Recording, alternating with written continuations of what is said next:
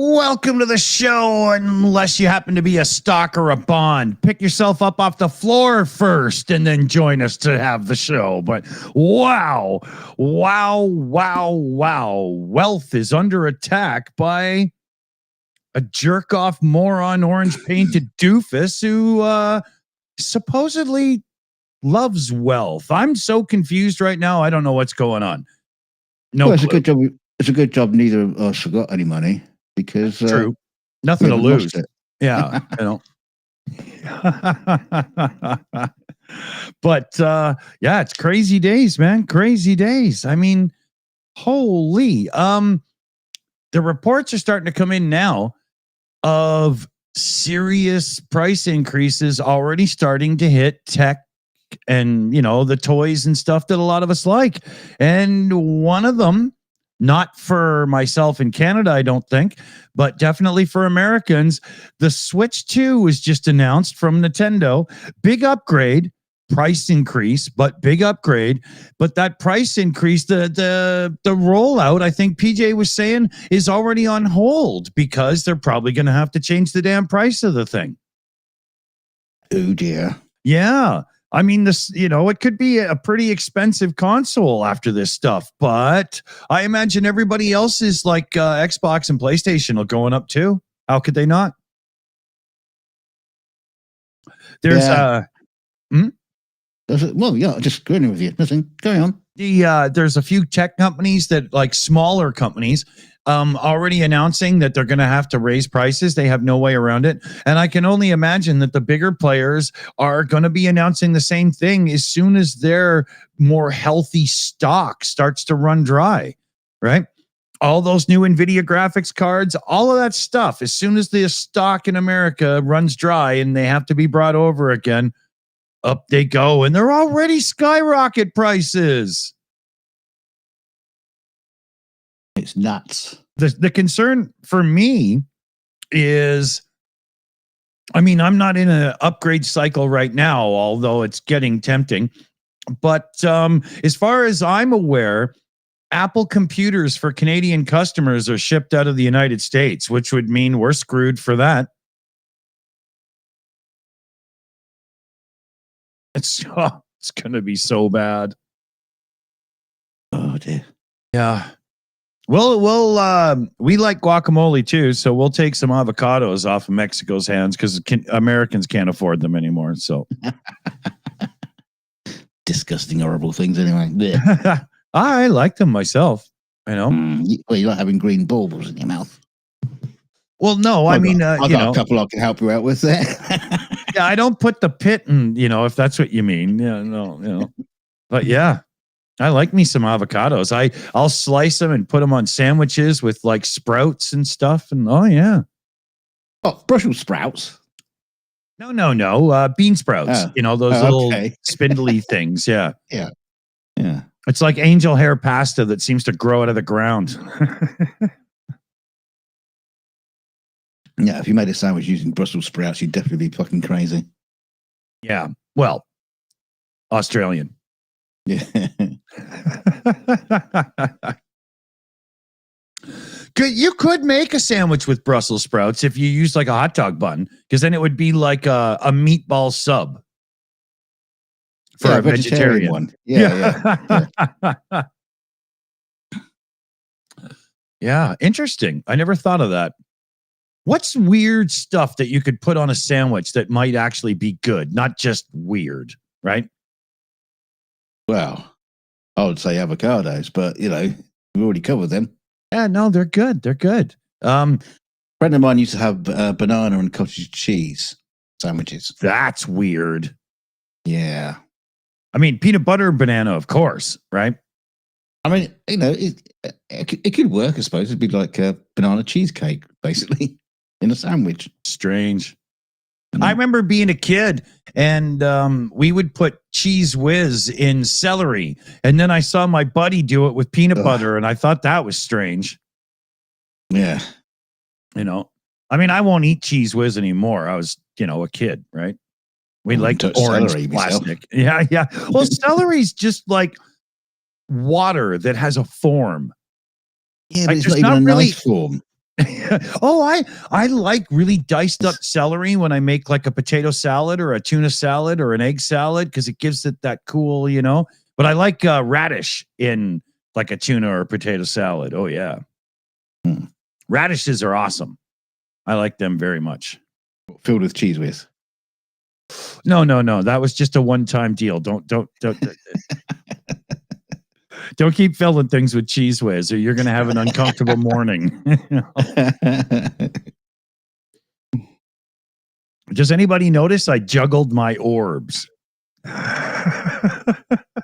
Yes. I've adjusted my nipples. I can attest to that. They are lower. Oh, these days, everything's getting lower. What are you talking about? Yeah. Why are my testicles trying to have a conversation with my ankles? I think it kind of goes in sync so that, you know, as as a general rule, you kind of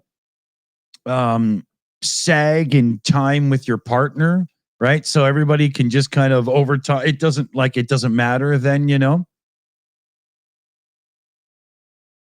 I think it's evolution making sure that we're playing a fair game. I don't know. I think me and the missus have got a race going.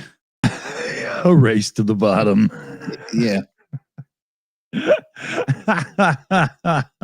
Well, as long as they go at the same rate, they can still have a conversation, right? Yeah. Like two ships passing in the night. Yeah. Imagine that. Imagine if it happened with cars, you know, the headlights sag when it's old, or would that happen in the like the Cars universe, you know, from Pixar? Yeah. Do the truck nuts get lower? Oh man, that's I'm gonna come out with a new product: truck nuts that slowly sag over time, so that they can keep in sync with your life.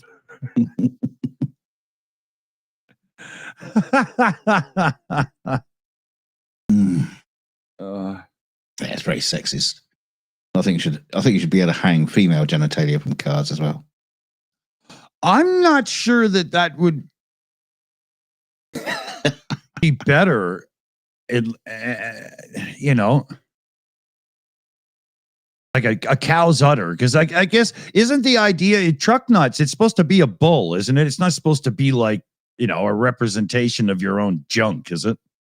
Yeah, it's supposed to give your car, you know, your dangly nuts, just like, you know, the healthy dog would walk away as his little clangers bouncing around. I think there's some one state they're trying to ban them.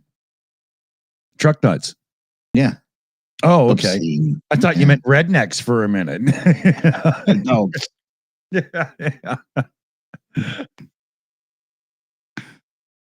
I can't imagine putting anything on a vehicle like truck nuts or something, you know.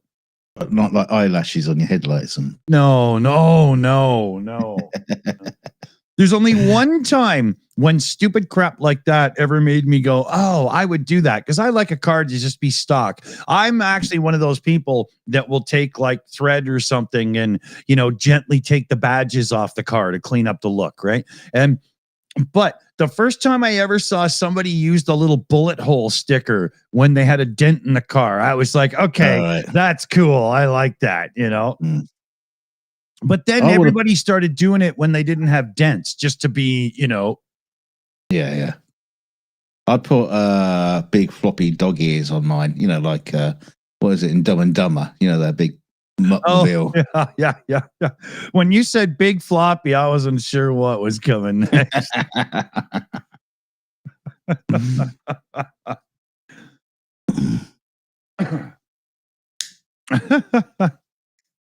You know, the Volkswagen thing with the eyelashes? I just have to say, fuck, I hate that.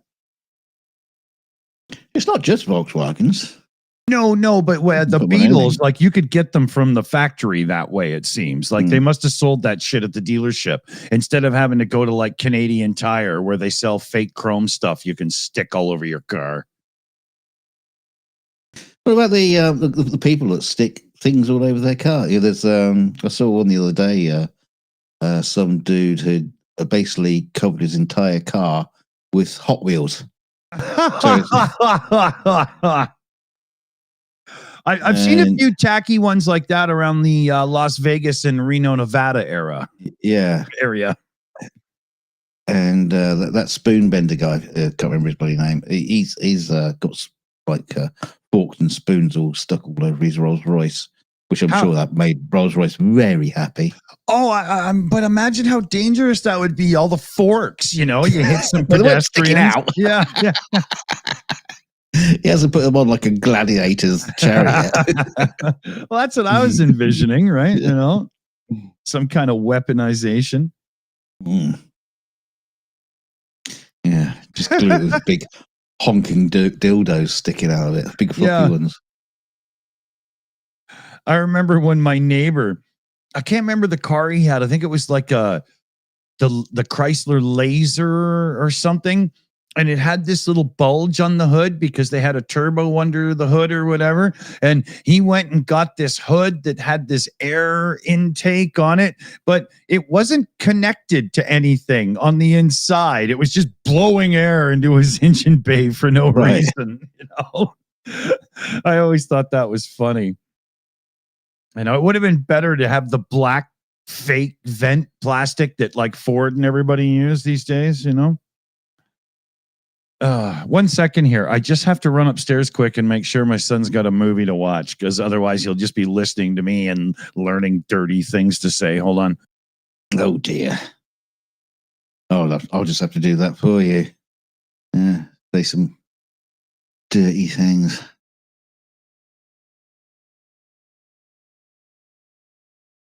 What was it? Oh, I saw the other day. Someone was talking about.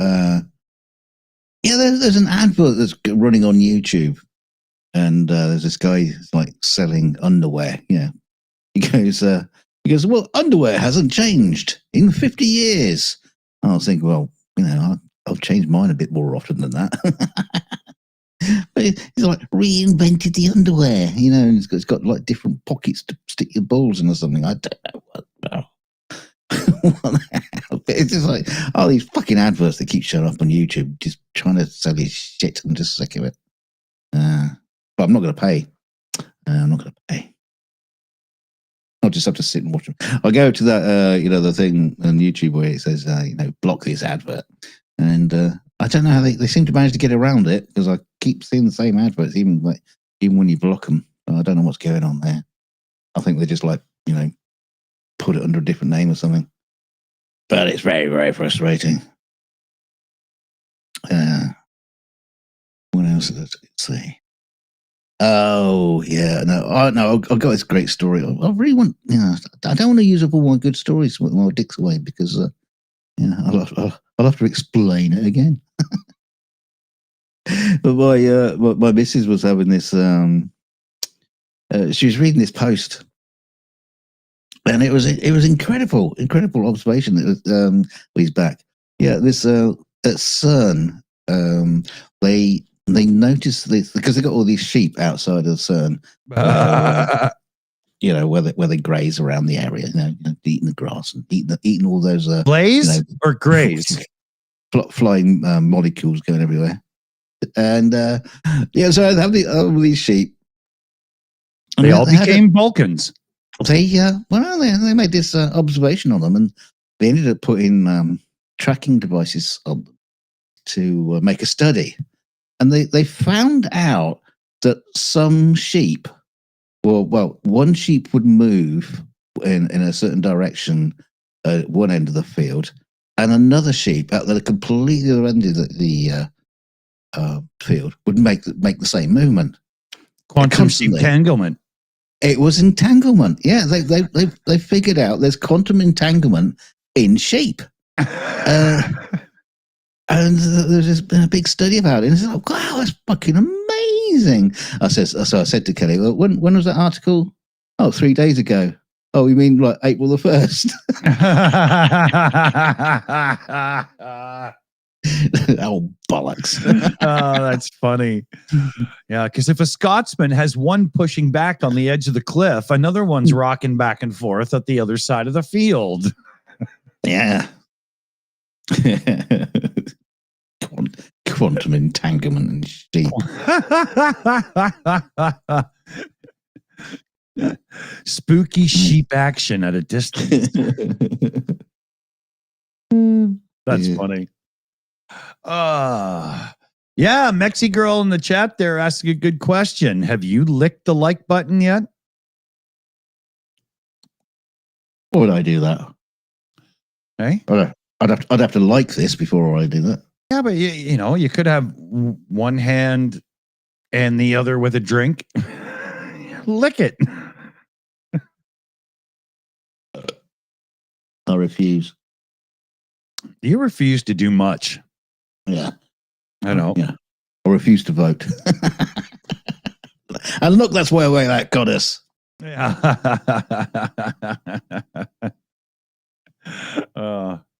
So what else?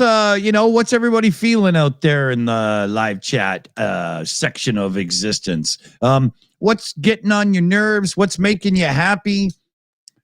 You know, what makes your rod strong and what makes your testicles go back into your own body?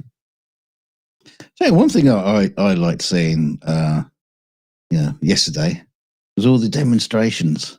Oh yeah, there were some big ones. Thousands and thousands and thousands of people. Yeah, I saw some overhead shots from Minnesota. Yeah, Chicago was big. Chicago, but DC, the overhead shot of that, it looked like the entire District of Columbia just came out to a garden party. Like everyone was there, you know? Yeah, I don't think I've seen that sort of area of DC so covered. Down by the National Monument. Incredible. I think 500,000 people said that they would be at a rally.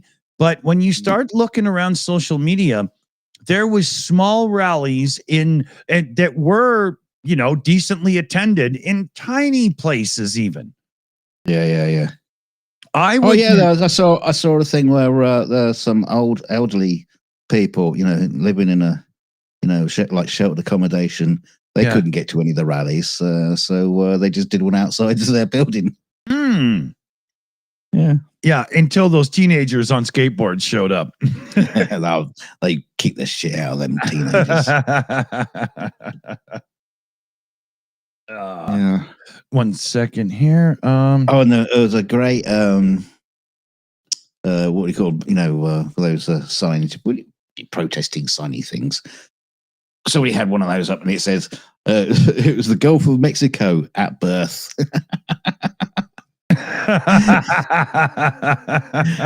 Well done, brilliant, yeah.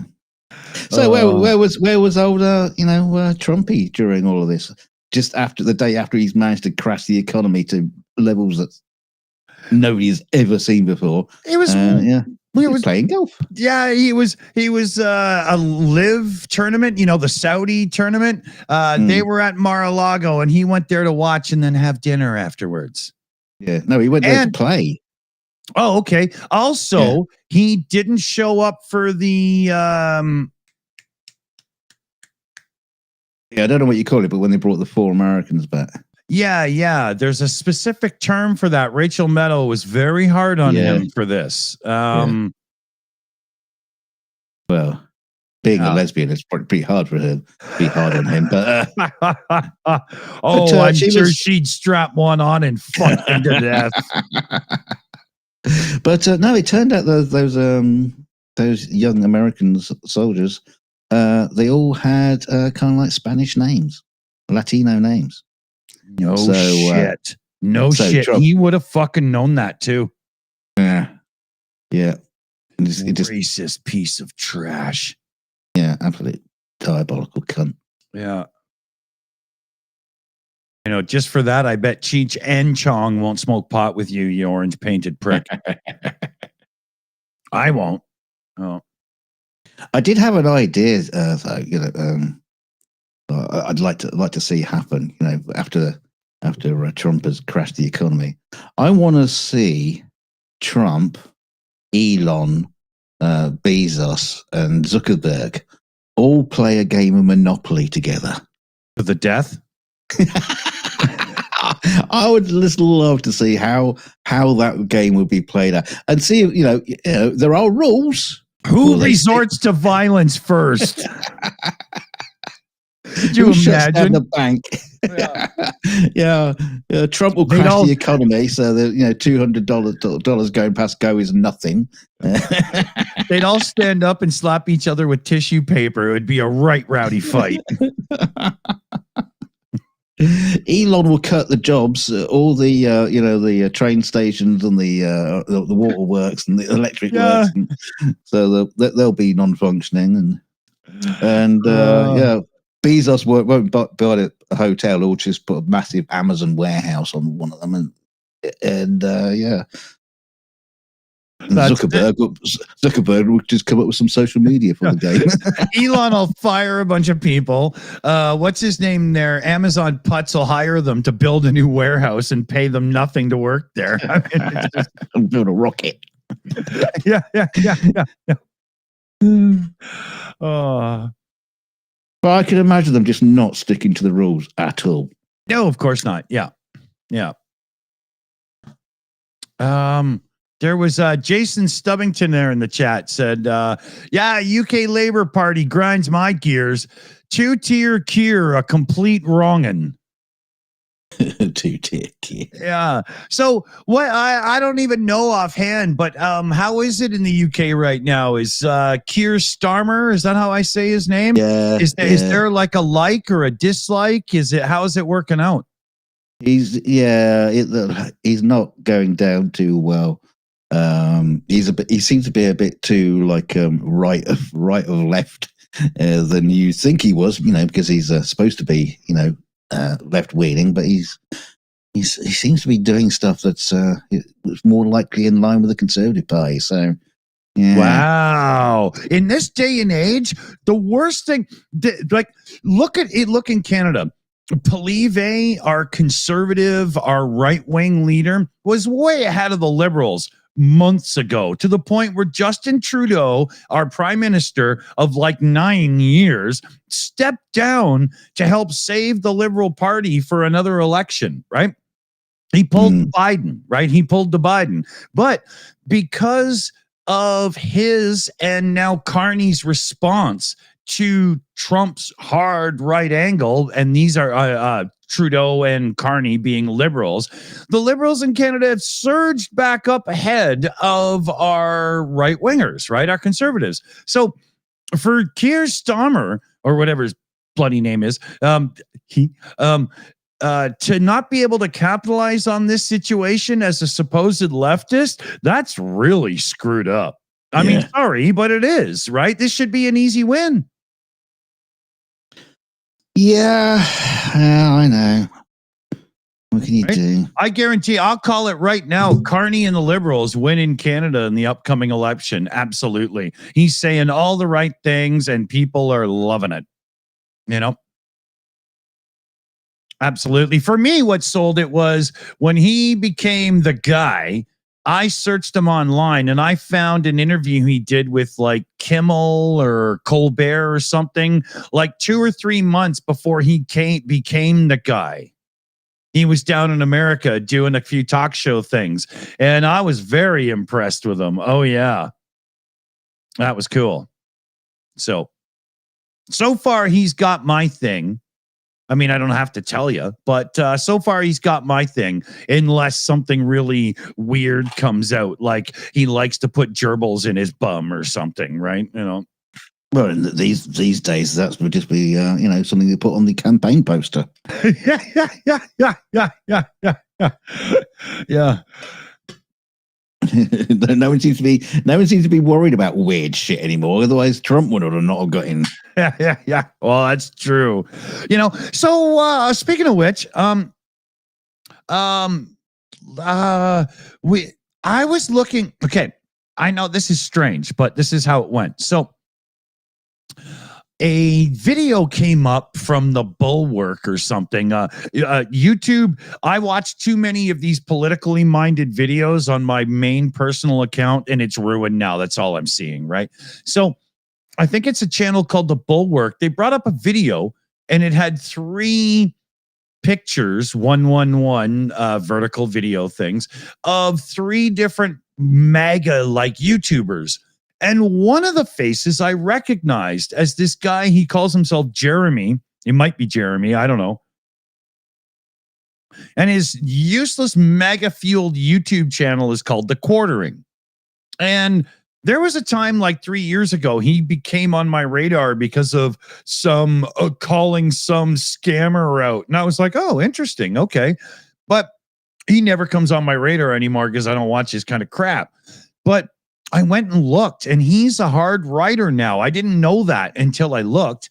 And it's funny because these hard right guys are hardcore doubling down with the rhetoric in the titles and in the videos. And what I noticed in his last couple, because of the stock market and stuff, he kept saying, trust the plan, trust the plan, right? But at this point, the plan? We haven't got a plan. but his conviction doesn't seem to be there so much. And I truly believe at this point he's selling it down the MAGA faithful throat because it gets him views and it pays his bills. And I think, you know, I wonder how many of the MAGA faithful, the hardcores on YouTube, aren't actually as hardcore as they seem sometimes. They're just struggling for views and trying to get their bills paid because they overspent their lifestyle and, you know, they can't, right?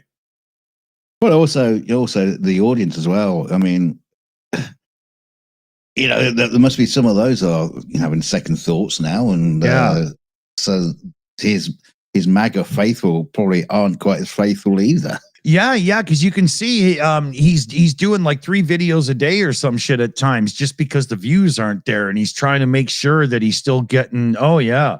It's really bad. Tim Nilsson in the chat says, I do not watch Bulwark. Yeah, I wasn't impressed. After I watched that video that came up, I watched another one that was recommended on the side. Wasn't impressed with that either. And I don't think I'll be watching a lot of their content, to be honest.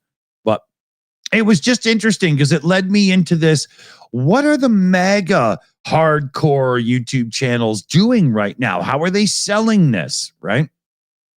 Yeah, I mean, I talked about this the other week. You know, I would be curious to follow some of these and get into it and figure it out and see if I can figure out why they think, oh, this is a good idea. Because they can't just be like idiots going, well, yeah, no, it will just. No, they've got to have some kind of idea what the plan is and why the plan will work, surely.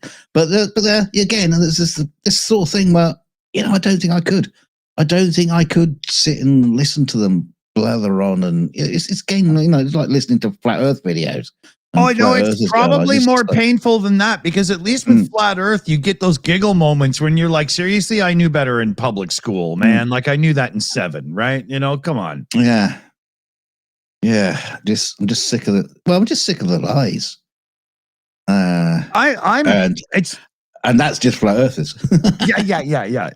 Me with the whole GOP thing, the hard right push, everything that's going on right now. I'm so used to them lying to people. I'm not overly angry about that anymore because I'm used to it. But I'm angry at how many people are buying what they're selling. That's the thing that's getting on my nerves right now. You can't be that stupid.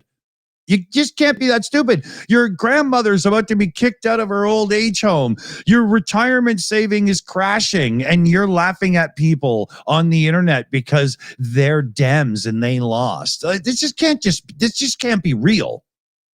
That Cory Booker guy who was saying that amongst his friends in Congress, his Republican friends, you know, they're getting a little bit nervous about this because, you know, again, they're thinking about their long-term political career, and it's, you know, they're feeling that they have to fight back against Trump on certain issues, but of course they're scared to. They're absolutely terrified to. Yeah. KK's GG in the chat points out a good thing. As the stocks go low, the real rich have a chance to come in and buy them. And then, Trump could let the tariffs off and they could go back up. And then the rich even get more. But I mean, with the tax breaks they're trying to push through in the budgets to the rich, and then they're going to have to grab this money from other people. If Trump lets the tariffs off, the only option is to tax the poor even harder. Yeah, there are a lot of people who said that this is part of their plan. To crash the economy, buy low, and then get rich again. So yeah, it's Richard. It's kind of likely, but go on. Richard Don Quixote there in the chat says, "Hey Dawson, how is the political scene changing where you are?" Well, it's going back to the left. It's going liberal. The liberals were 20-some points behind the conservatives. That's why, Trudeau, like I was saying there, stepped down. And now with everything Trump, for us to fight against, unified as Canadians, the right party, the Republican, so to speak, party up here, the conservatives, they're tanking and the liberals are rising, and it's excellent, right? And I like going that. Going full JFK back into the left. Yeah, exactly. Back into the left. Exactly. But Canada, traditionally up in Canada, we're liberal. They get us a little bit too in debt. We go to the conservatives. They get us out of debt. But in doing so, piss off too many Canadians. And then we go liberal. It's a cycle that just keeps happening, right? Yeah. I mean, that's very generalized because the Liberal Party we have now is not the one from the 60s and so on. It's just like saying, Volkswagen build great cars. Well, they may have at one time. I mean, it's completely different, right? You can't do that anymore. The days of going, that brand are good, it just doesn't even work. Same with politics, I think, I mean, look at Apple. They got many Apple faithfuls that always buy their stuff. I buy a lot of their stuff, but not always. I've had PCs too, but Apple's had thermal throttling laptops and blah, blah. Oh my God, there's been many times, right? You can't trust any of them anymore. Couldn't believe how much money Apple have lost over these, of the share prices dropping. Mm-hmm. All that money that Elon Musk thought he was trying to save, with his Doge cuts, and they just how much have they lost? How many trillions of dollars have just been wiped off the value of American markets? Yeah, unbelievable. Yeah, it's so bad. Yeah, you just can't contemplate it. KK in the chat says, it's not just the rich. But everybody will get affected. But the uber rich, as their wealth dips, everything dips. They can buy up more, and then they get their wealth back after. They're fine. Everybody else is fucked, right? Yeah. All those people with pension plans and all that kind of stuff. Exactly. You got a lot of people who had themselves set up so that they had enough money to live well in a retirement community, not just on the basic government dole out. But they just lost half of it. Yeah. Right? Well, like I said before, I'm all right because I ain't got one. Yeah. Bowl of peanuts is still a bowl of peanuts. Yeah. I don't think I'm going to get much of a government payout either. Yeah. I mean, by the time my son's 17, he's about to be 18. He's pretty deep on the autism spectrum, and he's basically just going to be on disability payments all his life. And when he becomes 65 or, in Canada, he'll get the retirement pension thing, right? By the time he's 65, I wouldn't be surprised that if there even is one, he ends up just on his disability payment for the rest of his life, right? Which will be okay. Well, no, at 65, you have to go full Logan's Run and, go to Carousel and be extinguished. But then I'm talking to an idiot who's probably never seen Logan's Run. I think completely I lost. have. I've got this image of white outfits and stuff, and what's his name? The not so expressive actor dude. Siggy Bob. Yeah, him. Yeah, Michael York. That's it. Yeah, yeah. Yeah, I like Michael York. Yeah, I think as PJ said, loved it as a kid. I'm seeing a lot of it in my. Okay, yeah, I'm gonna put that on Plex tonight. Yeah, been a long time. It's so funny that the actual movie itself, because you got this big opening shot looking across the city, and it is just a model. It's a massive model. Yeah. But it's still a model. You can tell it just looks so cheap and phony. And there's like and like silver robots, being pushed around on pram wheels or something. And it was made in the same year as Star Wars. It just looks so bad in comparison. Speaking of which, okay, I have to take the L and admit I was wrong for the first time since 1974. And right. Yeah, I know, true fact. I recently was giving some heck to that Dante's Peak, that volcano movie. You're giving head to who? Dante's Peak, isn't that what it's called? Pierce Brosnan and Mrs. Terminator, right? Linda Hamilton. I was wrong. That's not the movie I meant to be ragging on. It was Tommy Lee Jones. Is that his name? And he did the song, the movie Volcano, and it's in like LA or something. Yeah. That's the movie I meant to be picking on. I can't remember the shitty things you said about it now. Yeah, I was ripping it. I was ripping it. So, and then somebody said to me in a back chat afterwards, they were like, "No, you gotta watch it. I don't think you're right." So I did watch Dante's Peak, and I was like, "Well, shit, I didn't see those scenes in my mind that were just jokes, right?" And then I looked it up, and it turns out it was the Tommy Lee Jones movie I meant to rip on. Yeah. But that was that year where there were like 4 volcano movies that came out at once or something. Yeah, there was the natural disaster scene. You also had Twister. You also had like meteorites or asteroids crashing into the earth, or comets left, right, and center. There were multiple films of that. That seemed to be like a just a small rash. And then we got the Marvel movies thing. There was the freeze over one, The Day After Tomorrow. Yeah, I remember that. Yeah. Everybody's got to hide inside and burn because we'll freeze, but they're fine in a tent. That moment was interesting. Yeah. Oh, for sure.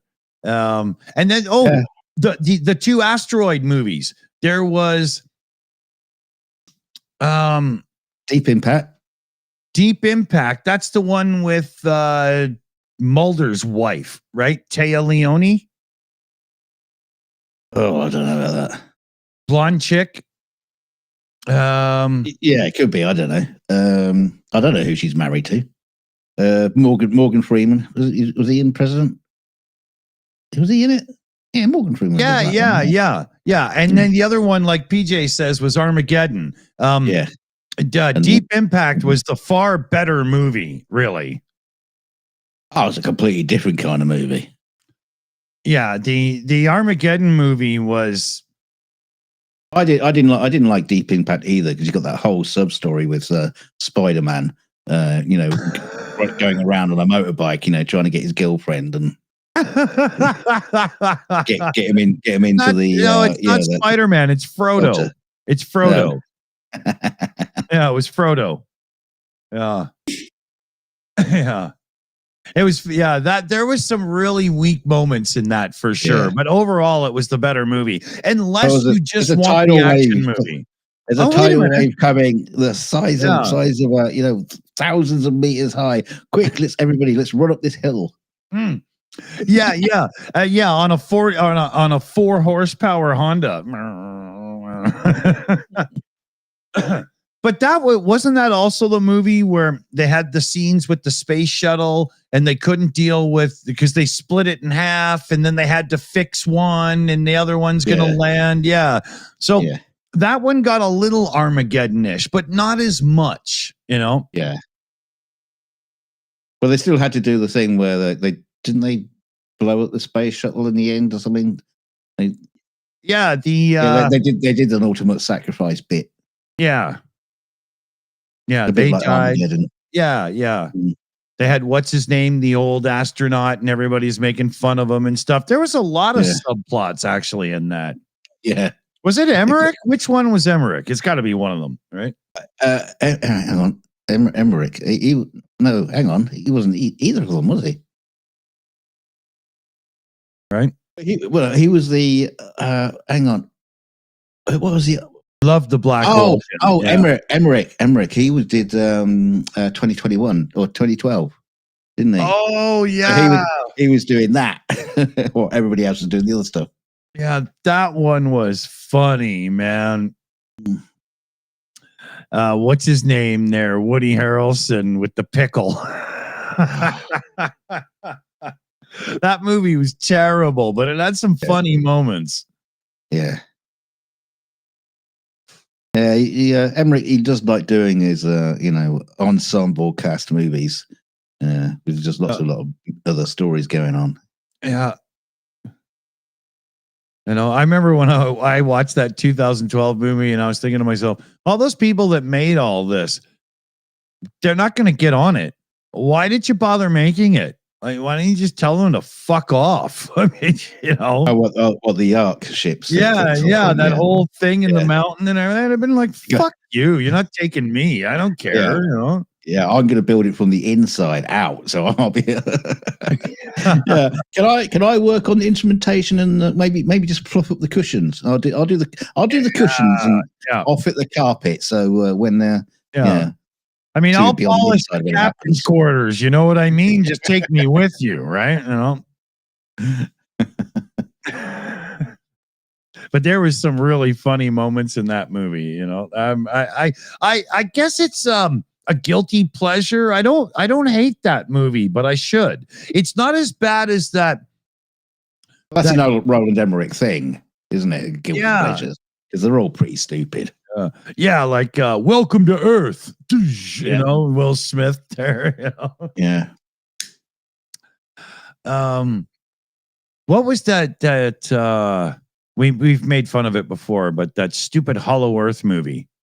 What was that? Don't Look Up. No, that was it. That was Don't Look Up was actually pretty good. Yeah. No, you're thinking of Moonfall. Oh, Moonfall. Yeah. That should not be watched by anyone, even if you're drunk. Actually, if you're really drunk, you'll have a good time laughing at it, and then you'll wake up with a foggy memory of it. So that's the only acceptable time. Yeah, I have watched it, and I wasn't drunk, and I've still got a foggy memory of it, to be honest with you. Yeah. My recommendation is you buy a 12-pack and you start the movie on number 8. You'll be all right. Oh dear. Hated that movie.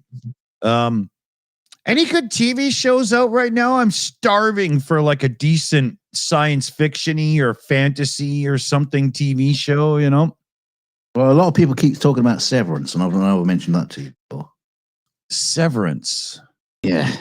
Is it Severance? Am I right, chat? Is it Severance? I have to check it out. Tim Nelson says the 3-body problem. 3-body planet, he calls it. The 3-body problem. Isn't that just physics? That's a show? Yeah, it's physics. The physics, the TV show. Yeah, I think it's more complicated than that. Yeah, I got to look at it. Okay. Victor in the chat says Pantheon, adult animation science fiction. Okay, I could groove to that. Yeah. When he says adult animation, does that mean it's just animation for grown-ups, or is it just full of tits and bum? Well, is it heavy metal or Miyazaki? I don't Right? think Miyazaki would do adult entertainment. No, but he made Nausicaa's pants look skin colored, so you couldn't tell if it was an upskirt or not. You know? That's just the dirty Japanese. Yeah. Filthy minded little buggers they are.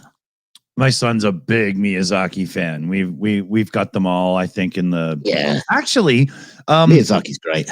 yeah, when my first library and server crashed and now we're rebuilding it, I only just noticed recently that we didn't even have Poco Rosso. So all right. yeah, so I think I am short a few. I'm not sure. Duncan Stewart, not the dick watches hentai. Yeah, no, not my thing. Not my thing. Yeah. I remember one time I used the word hentai, but I was trying to say that thing that you get done from like a girl from India and they draw the little dots all over your hand and stuff. And wow, did I get a funny look? I was like, oops. Oh, henna. Yeah, I'm gonna get a hentai tattoo. Yeah. Chick was like, I don't think you said that right. Yeah, but you can't help it. You know, we're old men, and all these news like words and terminology comes out.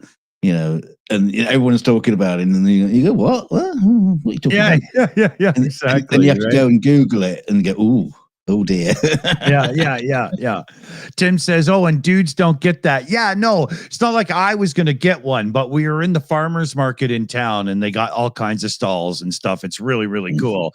And I said, hentai stand. And somebody was like, no, it's not what you meant. Yeah, no, that's in the other corner.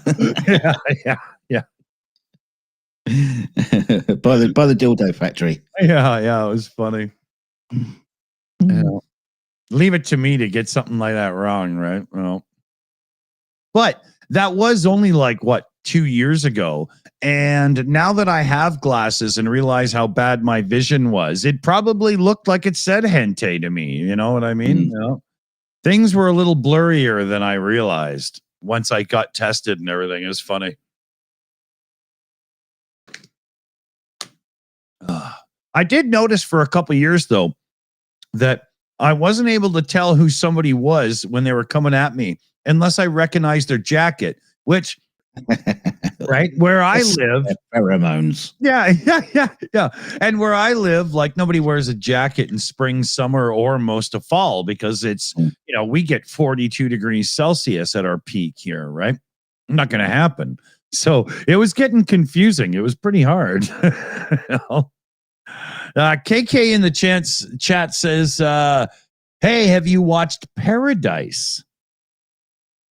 I'm not sure I know it. Here. I think I might have. That's an old one, isn't it?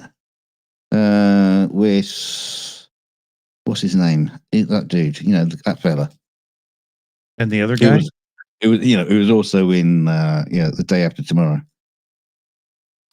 And Inner Space. What's his name? Sterling K. Brown, James Marsden. I'm just looking for names that I recognize. Oh, Gerald McRaney is in it. Wow. No way. If you know the name Gerald McRaney, you're pretty old because he's the redneck brother from Simon and Simon, and then he was Major Dad, right? Yeah. Oh, come on. That can't be the one I'm thinking of. Okay, I'll check it out. So there's a Alien Earth series coming out soon. Alien Earth. As in the Alien franchise. What was that? I'm just singing the Simon and Simon song in my head here. I remember it so well. No, I don't. I don't know what you're on about.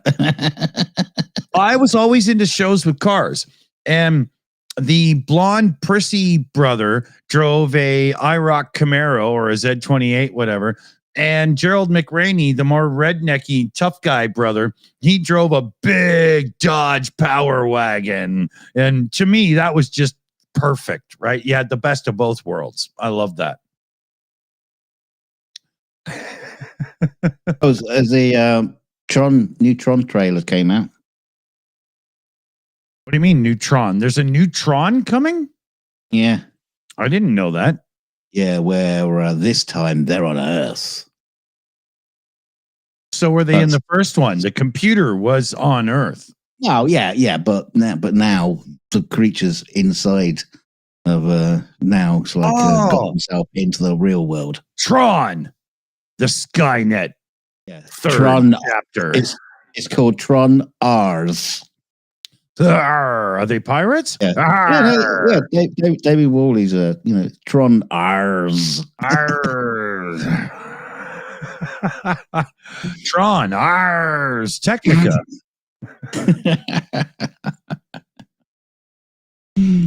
Yeah, and Jeff Bridges isn't in it, I don't think. Nope. No, not even a CG version of him. I don't know. Yeah. I'm surprised they didn't, Yeah, Tron Rs. Yeah.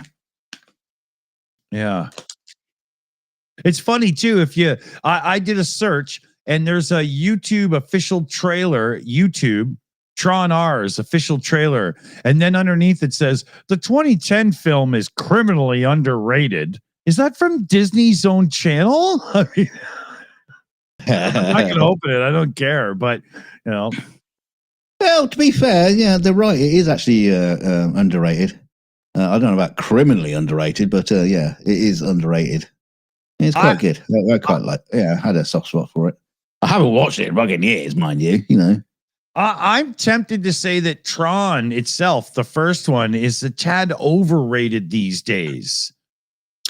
You have to be in a bit of a retro mindset to watch it because it wasn't that good in the original day. There's a reason it wasn't that good, Yeah, there's a reason for it. That's not that good because no one knew what the fuck they were talking about. We're just using computer words left, right, and center. I don't know what we're talking about, but it's going to be great. And the visual, it's the visuals. Yeah, but when it came out, I understood all of that stuff, no problem. And still, no, you did. Yeah. But even still, I liked the movie, but I realized it was no Star Wars or anything. It just wasn't that good, Yeah. But rose tinted glasses and all, Tron is now awesome, right? Yeah. Wow. No, it's actually still quite dull. Yeah. It's like the Black Hole, that movie. Mm-hmm.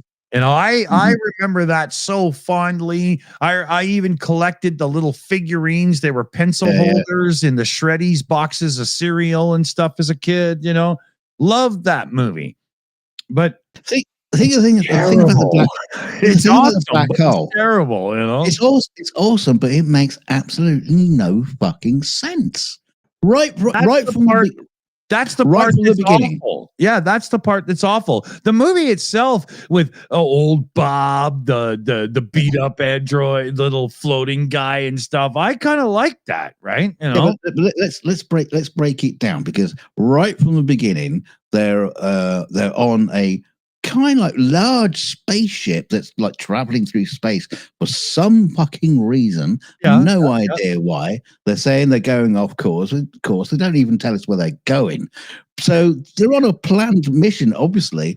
And then all of a sudden, they just accidentally, just in that moment, come across the largest black hole we have ever seen. Yeah, and they couldn't even detect the Hawking radiation.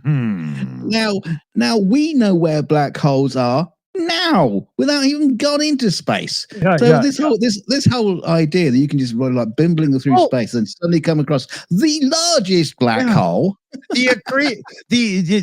As if you could just find it out of the blue. If you had one of those rogue black holes floating through space, it might not have an accretion disk, but for the most part, the whole idea is fanciful and farcical at the same time, right? Right, and then they come across the Cygnus. this enormous cathedral-sized spaceship. That now, don't forget, the Palomino is actually supposed to be quite big. It looks tiny. Who does the dusting? But the thing is, they've got this Cygnus. It's absolutely massive. And apparently, the captain decided, I'm not going to follow orders. Who put him in charge? He shouldn't have been given the job in the first place. But okay, but also, that's like you're putting Ricardo Montalban in charge, right? He has also single-handedly built a completely new revolutionary system to, this anti-gravity. Yeah, because of the rest of the crew, he turned into fucking cyborg robots. So they didn't build this technology. So it must have been him. And he also single-handedly himself built an entire team of Nazi robots and a big Darth Vader Red Killer type robot. Single-handedly. I think he was like the Red Baron, because it's like, like, why is he red? Maximilian, and he has the little spinning blades on his hand. It's like, seriously, I can step to the left. But when did he think? When he was building Maximilian, when did he come to go, I know what this robot needs is spinny bladey hands, and then he'll be perfect. Yeah, exactly. Why? Why would you do that? Yeah, because now he can't even get you a drink. It's just why not just put some hands on him? Yeah. Yeah. It makes no sense. Yeah, so much of it was just, and it's funny too, because the black hole in a few movies from that era are direct, let's cash in on this sci-fi thing that's going on. Yeah. And the one thing that Star Wars has that all of those other movies kind of don't is a real cohesive, I give a shit what's going on story. Well, actually, no. That what they also do is be a little bit vague about stuff, so they don't have to get into specifics. Yeah, but Star Wars does that too. They don't tell us how the ships are fueled and all that stuff. That's what I mean. That's what I'm talking about Star Wars. Oh, okay. Yeah. They avoid the science fiction while dripping with it, right? They're really smart that way, Yeah, they don't explain why the Empire's there or how it got there or anything like that. Until midichlorians. Well, yeah, that's not the originals.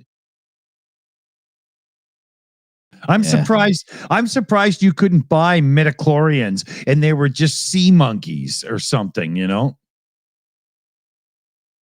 I watched a new Star Wars fan film came out a couple of days ago. Oh god, so fucking pedestrian. I can't remember what it was called, but it was set on Endor, supposedly like 30 years. They just filmed it in a forest. So they filmed it in a forest. I mean, actually, the production values on this are huge. There's a lot of money been put into it. The only thing they didn't put any money into was the director, the editing, or the script. Oh, too bad. It was I found it really hard to watch, and it was like a long movie. It's like 30-40 minutes, so I had to put it on 1.5x just if I can get through it, because they kept trying to be funny and everybody had quirky little jokes, but you don't do that to every character. So they made a real life version of Star Trek Lower Decks. I don't know, because I don't watch that either. But it was just so frustrating. So it was set on Endor. The one bit you will like about it is it did have Ewoks in them, but every time an Ewok turned up, they got shot.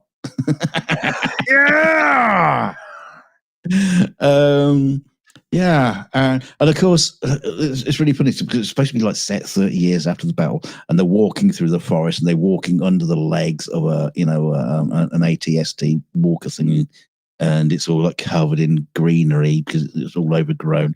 There's stormtrooper helmets scattered all around the ground, and then straight from the dollar store Halloween edition. No, they looked good. They looked good. Oh, did they? Everything looked perfect. Everything looked great. Now, apart from this bit, now I'm going to go spoilers. I don't give a shit. It's just, who cares He's about gonna this watch film? it. Yeah. So the guy who's searching for a thing, and I'm thinking at this point, oh God, it's not going to be. And so, like I say, you got these stormtrooper helmets that have been on the ground, and they've obviously been there for years.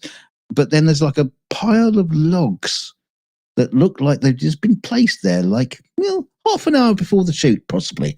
And or less. and he reaches into the into this pile of stack of logs. They're all like in a stacked up like a teepee type thing. Yeah. He puts his hand in and he's going, I found the thing. And obviously it turns out to be Darth Vader's helmet, obviously. Oh God. I mean, how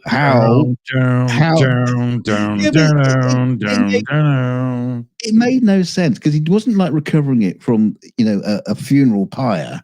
It was right inside a whole bunch of freshly sawn down wood. Endor. Why would? Well, that's because where Darth Vader was burned by Luke. Yeah, but what? Think about it. If you find the helmet, where's the rest of the outfit? Oh, the helmet only was fire retardant, and the other was like it's so. But it's also underneath this stack of freshly chopped wood, not in like a burned out remains of a funeral pyre. So who would have done this? Who'd have done this? Made no sense. Again, it made no sense. And of course, Kylo Ren turns up with his crew because he's after the helmet. Well, why didn't he fucking go and get it? Why is he now on this planet? It makes no sense. Is it the screwed up helmet that Kylo Ren had of Darth Vader? So they're trying to say that that's where he got it from for the prequels or the end movies, whatever, Okay. Okay. Interesting. It made no sense. Made no sense. Yeah. I remember in the Kylo Ren movies when he had the thing, I was like, but it's already, the whole, like, I think it takes a dumb thing and makes it dumber. Yeah. I don't know. And why is it? Why is it like everybody refers to it the forest moon of Endor? Why is it not just a moon? Why is it a forest moon? Because it's got a forest on it. It's also got oceans. Is it? Did they use Stanley Park in Vancouver?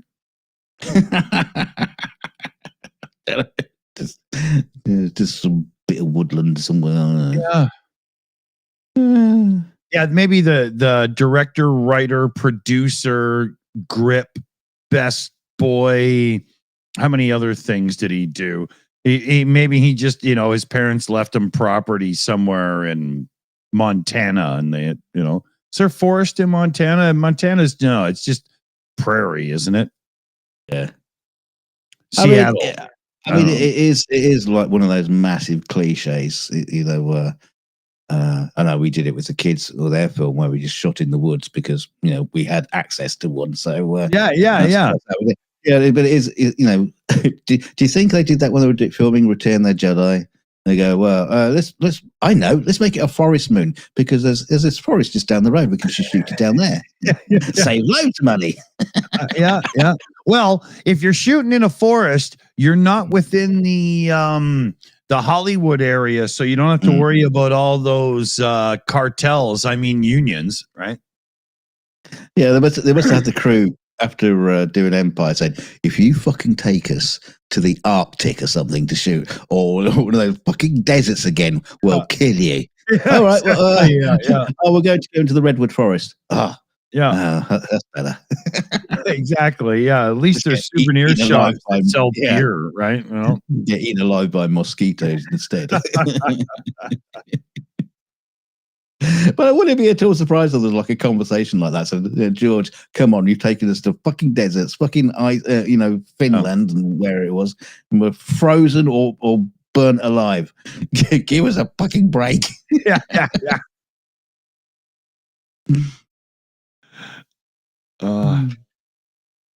Why can't we shoot in Hawaii or something? Yeah. That would be the thing, you know. They've done Magnum PI and Hawaii 5-0 a couple of times now for each show. If I was an actor, I'd be looking for shows that, you know, have tropical settings and stuff for sure. Absolutely. That's how Michael Caine used to pick his movies. That's why Really? he's in some. That's why he's in some really shitty movies. That's why he's in Blame It on Rio. He's like, yeah, sure. I need a vacation. Yeah, basically, that's essentially what it came down to. Is like, oh, how much do I get paid, and where's it being shot? I'll do it. Yeah. if he has the suntan cream, that's definitely a green light for him. Yeah.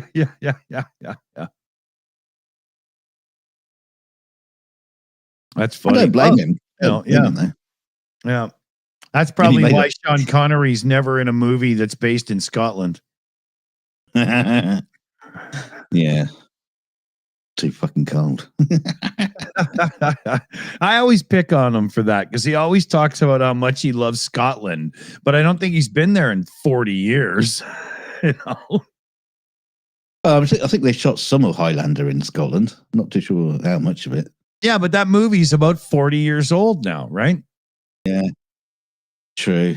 Yeah, that's probably the last time he was there. And it's like, you know, I don't like the smell of peat moss. Get me out of here. Shit, you'll make me feel old. I know Pete Moss. He's a nice guy.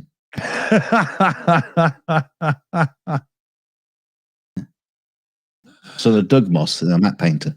Oh, yeah, the brother. Son. Oh, okay. Well, oh.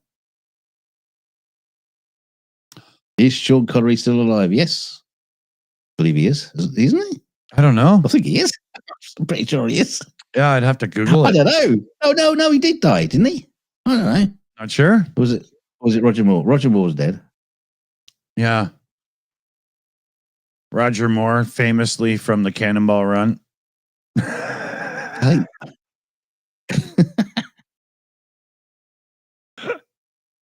I don't remember being in the Cannonball Run. Oh, I think it's version number 2 that he's in. He has a big role. He plays a spy, but he's not a spy, and his mother keeps giving him shit for being a jerk. It's pretty funny. Really? Yeah, I don't remember any of that.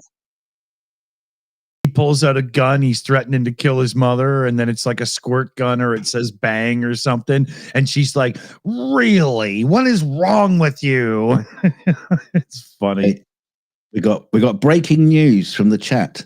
Yes, Sean Connery died 5 years ago. Okay, there we go. Yeah. You heard it here first. So pretend I look like Nick Suter. Breaking news: Sean Connery died 5 years ago. We'll give you an update next month. Oh, it's so hard. It's so hard to remember. I don't even know if I'm alive sometimes. Yeah, I can't. As you get older, the people you grew up watching, who are usually older than you, start dropping like flies, and it just becomes depressing to even bother paying attention. Right? You don't want to. Yeah, I'm always checking the obituaries to see if I'm mentioned. Well, your wife told me you kicked twice, but I got better.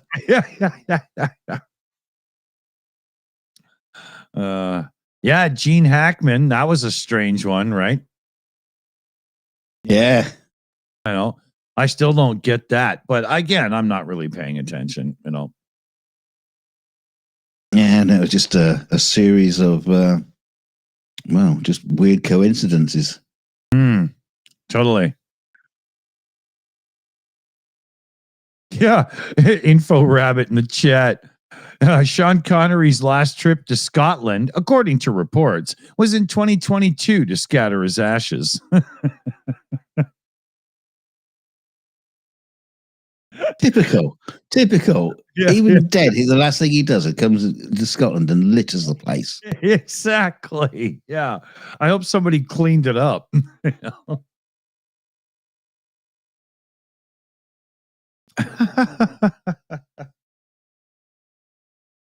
You know, well, we get to a point as humans where we have to start looking at the fact that continuously burying people and taking up all this land and stuff, it maybe isn't the best idea. And cremation is just an easier way and so on to deal with things? Or does that upset too many religious things and it'll never happen, right? We do it Space 1999 style, or we can bury people on the moon. Yeah, just douche. And just so long as they don't, cause a massive explosion and blow the moon out of orbit. Yeah. And then cause some real disco-y sounding rock and roll music to play over. Yeah. Again, another series that makes no fucking scientific sense. Yeah, I loved it as a kid, but when you watch it back, you're like, "Whoa, wait a minute! Now, what's going on?" This is the thing. I hear people when they sort of like say, let's do let's remake. I've heard of this. They were talking about remaking Black Hole, and I think that must be the reason why they haven't remade Black Hole. Is the sort of the script writers going, I got to rewrite the whole thing. How do I make sense of this to a modern audience? Because they're not idiots anymore. Yeah, exactly. They will pick it apart with a fine-tooth comb. Yeah. Your average viewer that's watched Ancient Aliens can figure this out, right?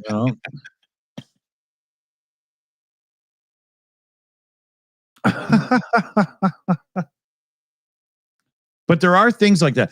Speaking of that, though, how many new TV shows and movies and stuff have come out over the last how long that could have easily stood on their own and didn't need to use that old title or that video game title or whatever, Yeah, all of them.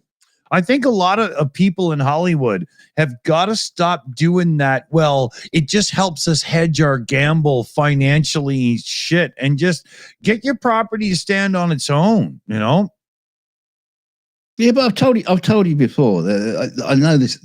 I know for sure this is what happens. Yeah, you get an executive and a script will come in, land on his desk. Yeah. And it'll say, and in a minute I'll explain why it's like this, right? So the script comes in, you go, kid, great script. I love the character, brilliant character. Francis McCormick, rogue private investigator, great, brilliant. But could we call him Jim Rockford and living in a caravan? Yeah, and he never checks his answer machine. It's like, yeah. That's how it happens. Because I was in a similar situation, right? I was taking my star spec concept around a few places, and it's a bit like Minions in space. Before it was fucking Minions, and I was getting told, no, you can't do stories like that with just all these unnamed things because people won't get it. Right. Okay. So it happened anyway. Yeah. Anyway, so I was hawking this around. So it's like all these little creatures living on a spaceship that's absolutely tiny. That's why it's called Star Spec. Yeah, it's the name. And so I took it to this guy. He goes, "Yeah, love the idea, love the concept. I don't like them using guns or weaponry, so we should get rid of that. That's not really, PC today." Yeah, okay. And could we do it where they crash land on Earth, and maybe only like 5 of them, not loads of them, just 5 of them, and they meet they crash land on Earth and they meet a group of children, and then the adventures are with them. And so what you're saying is, like what I wrote, but get rid of it all, like completely different. Yeah. And then he just like grabs this sheet of paper. It's got a drawing on it that one of his nephews. Oh God! Has drawn like the best thing you can describe is kind of like a hovering scooter type thing. And he goes, "Oh, and it'd be great if it had this in it." So it's shit. Yeah. And B, no. Yeah. And then this is what I'm sitting with this guy, and the next minute Sylvia Anderson is coming in, walking through the door and sitting down chatting with us. like Sylvia Anderson, and it's like I took this great concept. Yeah, I should have taken it to Sylvia. Yeah. Look great, but can we have them wearing my designs of outfits that I've designed? And you're looking at the guy like, well, at least I hope you validate parking. Nice to meet you, Sylvia. I mean, what the, well, I've seen that in movies and TV shows as well, and it's amazing. Like, these people really think they're that much more important, but they have no creativity and nothing. And it must be mind-numbingly difficult for real creative people to always come up against these morons. Yeah. Well, I mean, they're the ones who've got the contacts to get the money and all that kind of shit. So you need them, but also at the same time, their unwillingness to step back is incredible. Yeah, exactly. Because they and how many times has some indie movie or something out of the blue become the big deal? Like, when do these people stop going for the sure well, it's greed makes them do this, but you'd be better off to actually learn and find the good ones, the way it used to be in music with people. They'd go out and find good bands that were already building a following and blah, blah, right? Well, to be fair, they were looking for the sellable ones, weren't they? Weren't necessarily just looking for the good ones. No, but they were always looking. Market it. Right. But if you go back before the 80s, when you could get a band in the studio and make them sound good, even though they weren't that good live. But when you go back to the original, how the music industry worked, I mean, it wasn't bad. We ended up with a lot of great stuff all the time coming at us. Instead of now in movies, we get a few that are really good, in television. I mean, maybe I have very specific things, but I find it hard to get good television anymore. And yet when I was younger, I had an easier time. It seems. Yeah, well, the reason for that is because once upon a time, good television would be on the television. Now that's true. Now it's just going to Netflix, Disney Plus, Paramount Plus, Amazon, iTunes. Or Apple TV. They're just going. But I don't have that problem myself. Because I bootleg. I have access to it all, and I still can't have to find anything. Yeah, exactly. Yeah. Whereas when we had one of those big satellite dish things before, 200 channels of cable, we had 15, 18, 22 channels or whatever it was in like the late 70s. I could always find something to watch. Yeah, you're watching the 24-hour news in Finnish. Electric Blue. Yeah, now the 24-hour Fjord channel. Yeah. Beavers in the wild. Yeah, that's what you were using that for, to find beaver.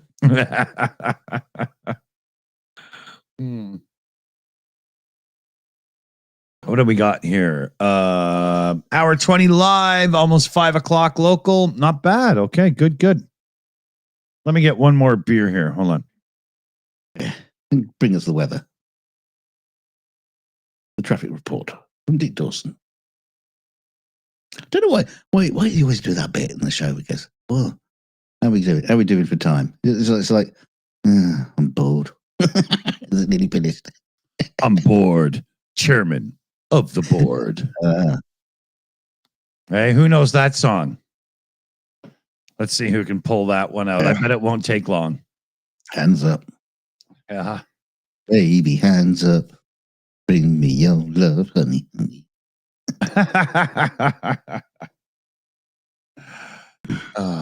I'm getting a little bit of crackle in my headphones now and then on the audio. I'm wondering if that's being recorded, being broadcast, or if it's just me and my little interface is getting a little long in the tooth. I'm not sure. Yeah, you probably got an earwig crawling around in your deep inside your ear. Talk like this now. It's your earworm has woken up. Yeah. Douglas hints in the chat there. Public television has stood the test of time. My son would agree. PBS Nature, one of his favorite all-time shows in his life. Oh, yeah. Yeah, well, not if they... Reading Rainbow, loves it, you know. Well, they managed to get all those cuts in there to try and get rid of it because, that's gonna save the nation's economy. Yeah, but here's the thing. There's a lot of cuts going to, like, that kind of thing in America right now.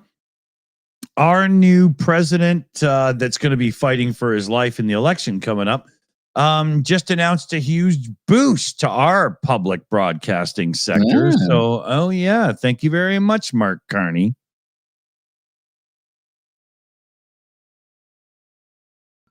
There's a movie from way back with Rene Russo, Clint Eastwood, John Malkovich.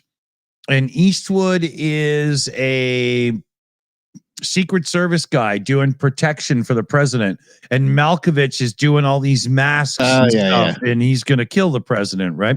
Yeah, he builds the resin gun. Yeah, the last name Carney, and I think it was the first name Mark is one of his fake names in that movie, Malkovich. I'm sure of it. Yeah, because I remember the one guy saying, "Nice to meet you, Mr. Carney," or something. And as soon as I heard this Canadian guy's name, I was like, wait a minute. Yeah, In the Line of Fire. That's it. Yeah, that's it. So you're saying is it president or prime minister? President of Canada? Prime Minister. Prime Minister of Canada is John Malkovich. That's right. In disguise. That's right. Yeah. And he's got a plastic resin made gun, and he's going at Trump. It's coming up. Hooray! I've already seen it. Yeah. It's like having a premonition, Well, it's like that dude who shot the insurance CEO. He used a 3D printed gun. They're looking at the death penalty for him. Yeah. Yeah, that CEO. I think you already got it. Yeah.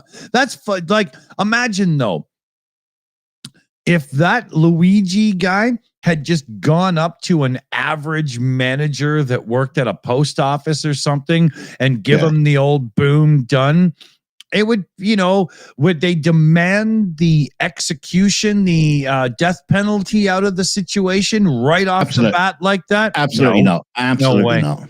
No. They're definitely making a stance, or what would you call it? I wouldn't say making a martyr of him, but but definitely setting an example. Or, making an example out of him, as if you screw with the rich and we'll kill you, right? Yeah. Well, that didn't work out in the French Revolution, did it? Yeah. That's just Ask Louis XVI how he felt about it. Ooh, where's me head? In a French accent.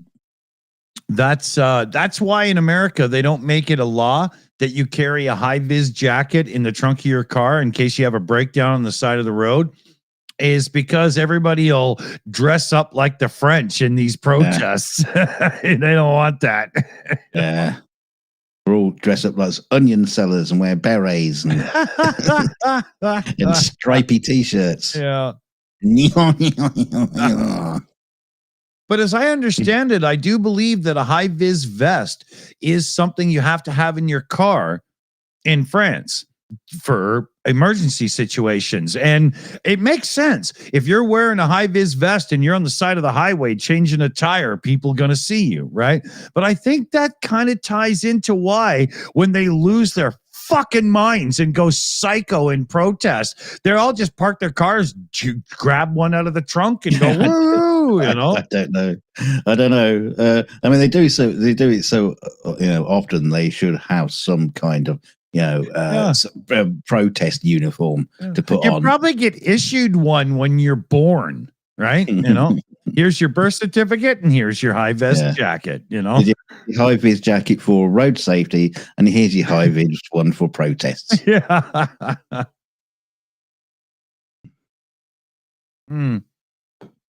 I hope up here with our election coming up soon I hope that the liberal snowball effect that's building right now in Canada, that took the Liberal Party over the Conservatives in popularity in the recent polls, I hope it keeps up, because, man, before Trump took over and started fucking everything up, our conservatives were riding the wave of that whole right-wing thing for a little while. Yeah. You know? And I really hope that Trump has fucked that up and we will win. I really hope. The whole right wing thing is they've really got to calm their roll. They got to. You know, there was a time when Commander McMillan would confirm this. The Tea Party, you remember that movement in America? The MAGA guys are the Tea Party, right?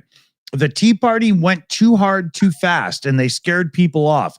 So they calmed the rhetoric. They went into the background. They did their thing, and they became MAGA. And I think MAGA has, since Trump took power the second time, has gone too hard, too fast, and they're going to lose a lot of followers now, I know if you look on social media right now, there's a lot of people supporting the MAGA movement still, but it is falling in the polls.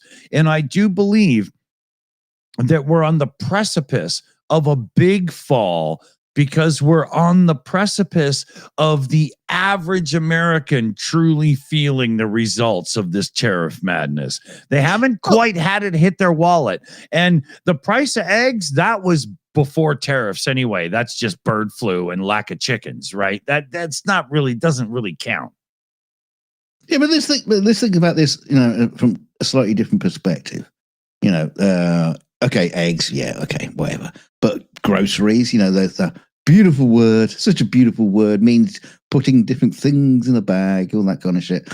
You know, your general American, your low life, they're gonna feel. You might be a redneck.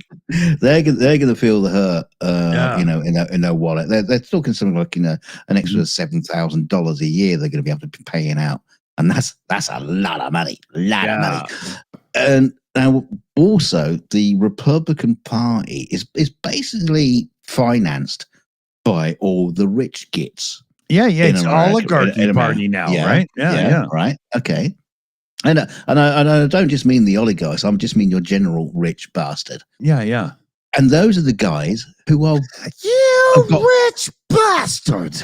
They're all the ones that've got their money tied up in stock. Yeah. And what's happened? Yeah. Now, so they're not going to be too happy with the Republican Party right now, are they? Well, here's the thing. Right now, they can see the dip and go, but I can still buy in more. And then when it rises back up, I'm good. But if this dip sticks and becomes a reality in a real recession, they'll fucking feel it. Yeah. Right? You know? Oh, yeah. And a lot of these people, a lot of these really wealthy people live even more wealthy than they kind of are, because they always leverage the value of their properties to do new things and so on and so forth. And all that stops if this keeps going, right? You know, because the banks will be like, you know, no. You gotta, you know, we need to recoup now. And that's when things get really bad, is when the banks won't play ball with the rich, right? Yeah, it's gonna be an odd time with the rich getting pretty much smashed over this whole fucking dropping. It's going to be a recession. I don't see how you can avoid it. No, Aerosmith said it in one of the few good songs they wrote and recorded since they reformed. Right? And I'm not including the Done with Mirrors album, because that was an excellent album, but I'm not into all the other stuff very much. But Eat the Rich was a really good tune. Yeah, well, I mean, I'm not too sure. Even though they were filthy rich at the time, so that's kind of odd. I'm not really too sure on Aerosmith's stance on economics. They're not my go-to, people. Yeah. When I talk, if I need to sort out some tax information, I never, Yeah. I'm never calling them up. Yeah. I call it Sting. Yeah, I would. Yeah. He's more of an asshole, so he's got to be. Yeah. He knows how to fuck everybody over to keep the money. If you want to see Sting come out of his shell and really show some humanity, watch the first season of Only Murders in the Building. I know that sounds fucked up, but I'm kid you not. You have to see it. It's so good.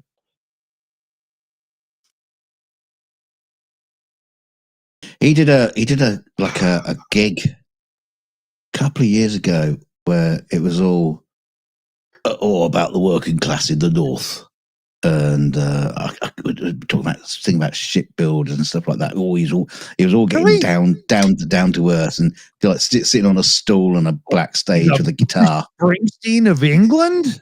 Yeah, and it's kind of like, well, Steve, what do you know about it?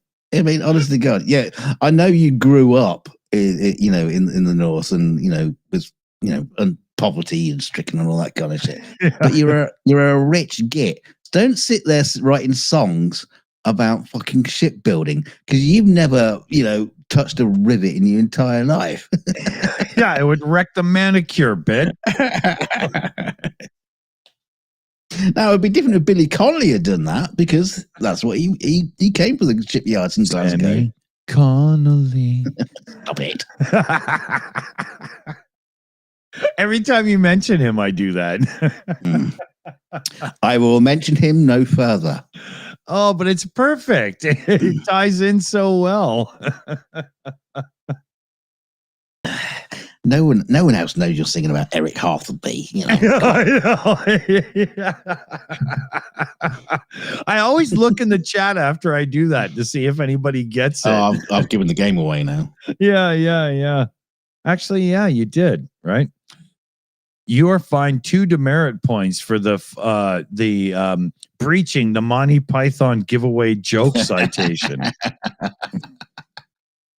Sue me. You'll get fuck all. Yeah. I got an orange painted lawyer. I'll get quite a bit. Oh God. Hey, I was reminded tonight there was an old TV show, talking satirical look at the news sort of thing. And they were talking about Trump getting COVID. Oh shit! That was another moment where he fucking dodged the bullet. Yeah, bastard. This is why private medicine in the USA doesn't work, because the rich survive. Probably just like quickly cloned a new one, fuck it. Yeah. That's why Melania won't sleep with it. Oh yeah, David Worley saying David Worley saying that Boris got COVID too. No, the COVID virus rejected Boris. Yeah. There's too much alcohol in Boris's bloodstream to get COVID.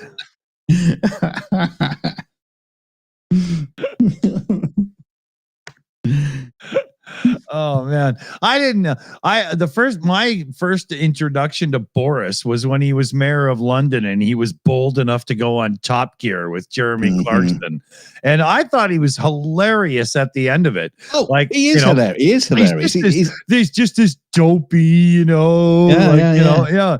And then all of a sudden, I hear on the news that Boris Johnson now is the leader of the UK. I was like, you got to be fucking kidding me!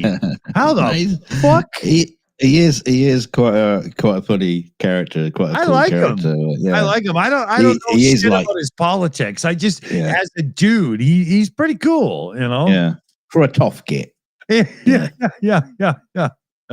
He's on Top Gear flipping his hair around. It looks all stupid. He doesn't care. They don't pause the recording to fix it or anything. He was a cool guy. I liked him. Yeah, he didn't send people off to El Salvador if they didn't like him. Well, he got booed pretty hard when he was introduced, but by the end of his interview and lap, he got a big cheer from the audience, man. Oh, bless him. Yeah, you could Bless tell. his little posh socks.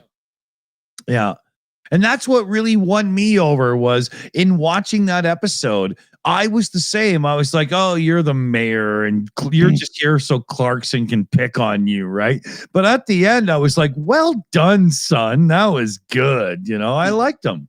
See, now Top Gear missed a trick there. Because what they should have done, they should have gone like all time travel, like Bill and Ted, and brought people from history to put them into the people from history in the reasonably priced car. Yeah, yeah. Let's have Genghis tonight. Genghis Khan, James Dean. You know, Adolf Hitler. Yeah, JFK with Marilyn Monroe in the passenger seat. You know? Oh, I bet she likes to feel the engine rattle. Change my gear, Johnny.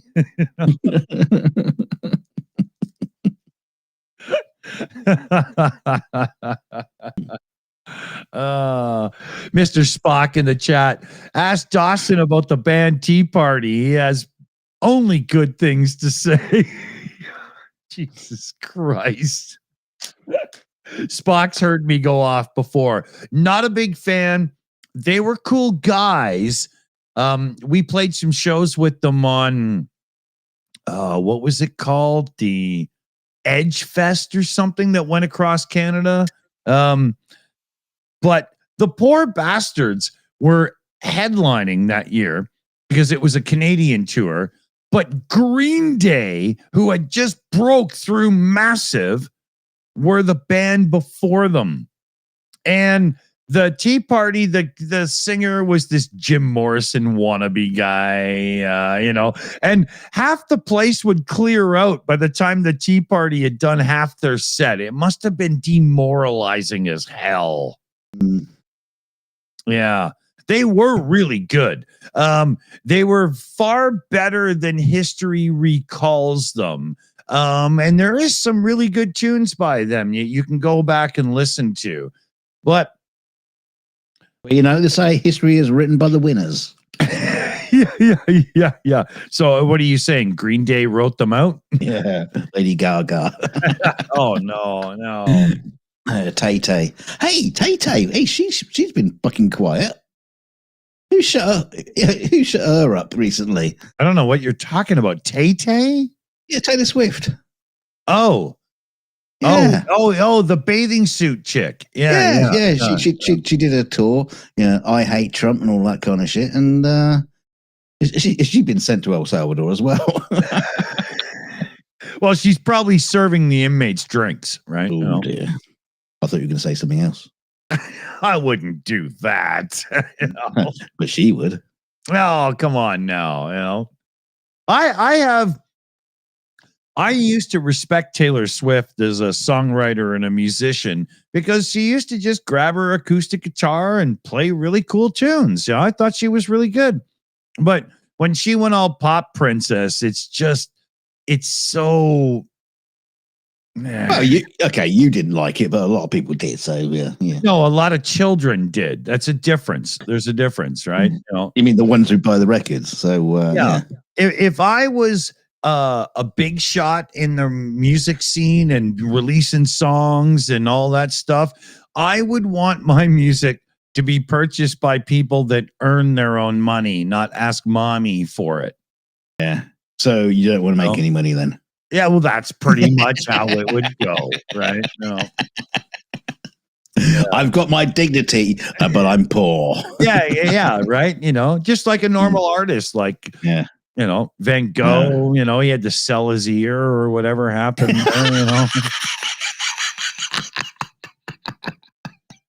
I'm not making enough money on my paintings. Let's auction a bit of me off. Yeah. Found me a cannibal colony. They're gonna buy my ear. Yeah. Mexi Girl says she took back her writing rights and everything. That whole fight with the label and whatnot that she pulled off was awesome. Tom Petty had to do that as well. There's a few others in the what's his name from CCR, John Fogerty, had a massive battle with that over the years. Very much. Yeah. Well, when Paul McCartney had to buy his rights back off Michael Jackson. Jackson's estate. Yeah. I remember when Jackson outbid McCartney for the Beatles rights. Oh my God, was McCartney mad. It was only, I think, 3 years after they did that album with Say, Say, Say and whatnot on it, you know? Yeah. Well, Jackson had the money. Yeah. You know? McCartney didn't. Yeah. Imagine, you do an album with your buddy, and then 2 years later, you buy all the rights to his songs and start using them from like Coca-Cola commercials and shit. Yeah. Oh, and by the way, I own your house as well. Yeah. You have a month to move out. And make sure you leave all the light bulbs in, you cheap bastard. Take that blonde wife with you. My monkey's taking that room. Yeah, they did Ebony and Ivory, but they also had that way better song. I think it was called Say, Say, Say, where they, in the video, they were like traveling, shysters from back in the day, right? That was interesting. Con men. Yeah. P.T. Barnum, just, All right, yeah. I remember I really liked that video when it came out when I was younger. I thought that was pretty good. Yeah, I've seen it recently. Yeah. Somewhere. Yeah, it was Michael Jackson and that old guy.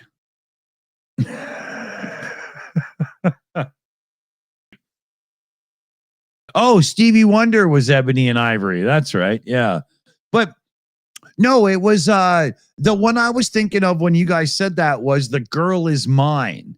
And that's Paul McCartney and Michael Jackson doing a more soft song. That's what it was. Yeah. I don't remember that. Yeah. They started arguing over the girl in the song almost, right? Yeah, I remember that now. That's what it was. Sorry, there's only so many room for music facts in the human brain. And I thought that's what all your brain is. I was gonna stuff. Sometimes I can barely walk because I have more music trivia in my head than the ability to function as a human, right? But everybody has not too sure what my brain's full of. Just cabbages and bunny rabbits, I think. It's just I'll ask your wife and let you know. Just it's all gone. It's all going. Yeah. It's fading. Going dark. I'll be like the scene at the scene at the end of 2001. You'll just come on a show one day, and I'd just go, Daisy, Daisy. It's full of stars. My mind is going, Dave. What do we got? Okay, not bad. Okay. You know what I think I'm going to do? I haven't done it in a while, but I think I'm going to get one of my pipes in action so I can have a puff on the show. You know what I noticed? I thought you were going to say strip down to your underwear and run around the car park. I don't do that until twilight. But lately I've been like rolling one for on the show. And like when you guys see me burning one, you'll see me burn like 2 on a show. They're very low on THC, very high on CBD. I have an old worn out chair with a pillow and I'm just, doing comfort stuff, right? But you got a worn out butt on a worn out chair. But if I was to get the pipes back in order, I could have one pipe full of THC pot, one of CBD, and I could go back and forth. And, I think I might do that. Long rips. Yeah. I got one just right over there. Well, you can't see it. Actually, I can't either. But it's right there. Honest. Yeah. I find that there's been a couple of times that when I hit the big pipe on the show and the bubbly, gurgly sound of hitting it did not go over well with people watching on headphones. And I can understand that. I leave bad comments when I hear shitty things in headphones. I don't like that either. Well, you can get quite grouchy altogether. Let's not get into that.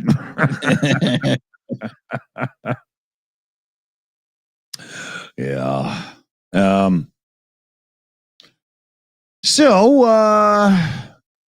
Mr. Spock is in for the shatter and the homemade blueberry Romulan Buddha. That's cool. That's cool. Yeah, that's what the pipe is over at, that I got the bubbly gurglies there. It's a torchy lighter flamey pipe. I got a few different options that I can put in it. He's got so many pipes, you might well call him a plumber. He's the Mario of CBD and THC. Yeah. Yeah, very much. I got a weird thing going on where I got an alert on my little watch. Oh, here we go. Hey, there we go. Lord, thunder and Jesus. Stephen Walsh comes in with, just shy of $40 on the direct donation. Yeah. And the message is for Dick's Pipe Fund. Oh, yeah. So here, hold on a minute here. Let me wake up my little gaggy thing here. And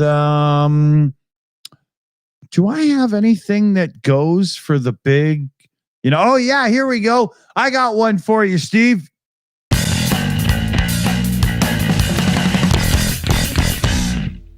You get one night with Captain Kirk's favorite friend. No, he likes the green ones.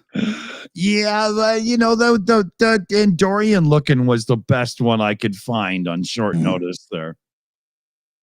Here, we'll put Buckchuck in for a run as well.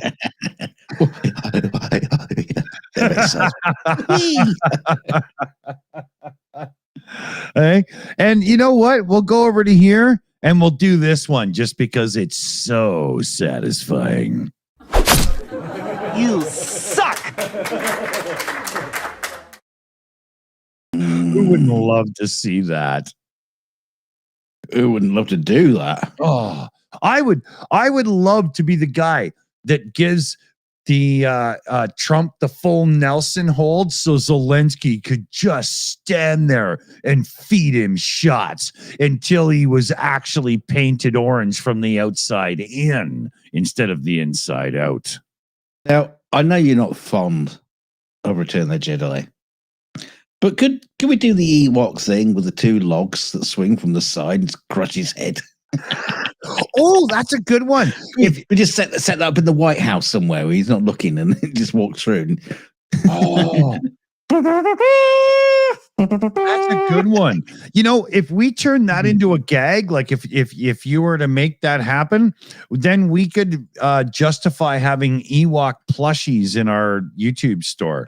It would cost you $700 or $800, but Yeah, you can imagine your own little plushy Shills Ewok caving in the head of your least favorite dictator. You'll have to get the IA guy on it. This sounds like too much effort for me. I would just literally stick Trump's face on the front of the walker.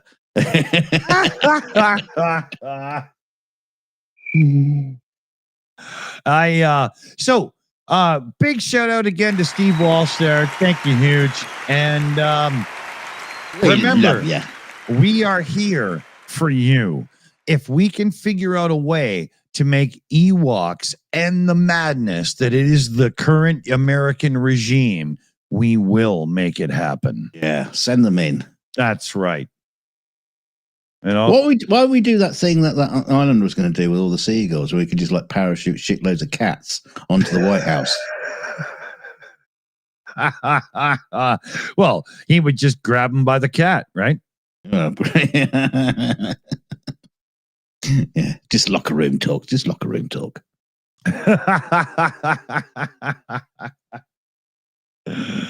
Oh man. We could parachute bomb cats. Makes more sense.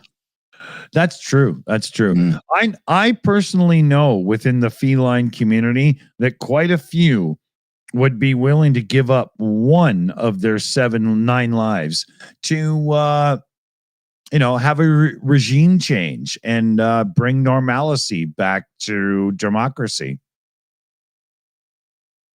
Right? Why not? They got 9. We could sacrifice one. So we send in 20,000 cats and just take DC out entirely,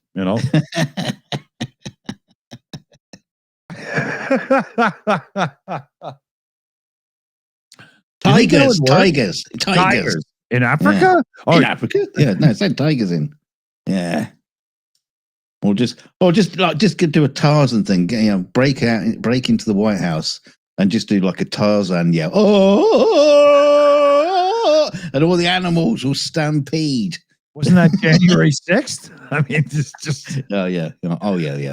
But at least done. That's been done. Yeah, but at least all the animals will be given a pardon. Yeah. So why don't the demonstrators just like do this? Why are they just all like charge on the Capitol? Because they'll get, that's all right. You get pardoned.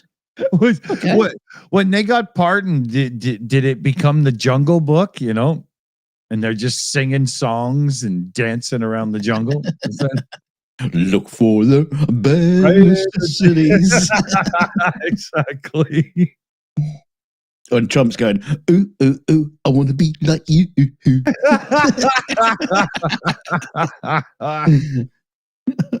want to be human too. I would like to think of Trump. Trunk? Yeah. Well, that's your Jungle Book and too far there. Yeah. But no, I'm staying with the Jungle Book. But now going a little bit more old school, I would like to see Trump be the pure cobra snake that he is, and then all we need is a real feisty mongoose. We're done. Yeah. Just as you said in Sergeant Buckchuck. Just a dumpster full of. That's what we need. A dumpster full of raccoons, just like tipped out. Get in there, buddy. Yeah. Raid the White House. Dig the lawn up. Yeah. Find yourself an orange and peel it, brother.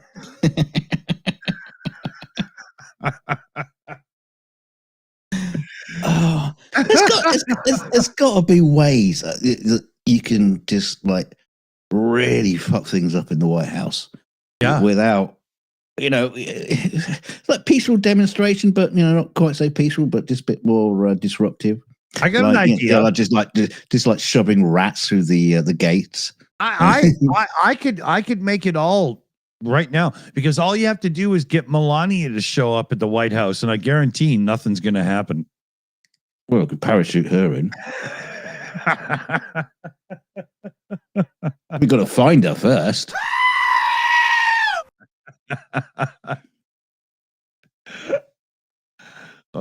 We used that as a thumbnail recently. There was an image of Trump looking all chaotic, and it was, "Has anyone seen my wife?" Yeah.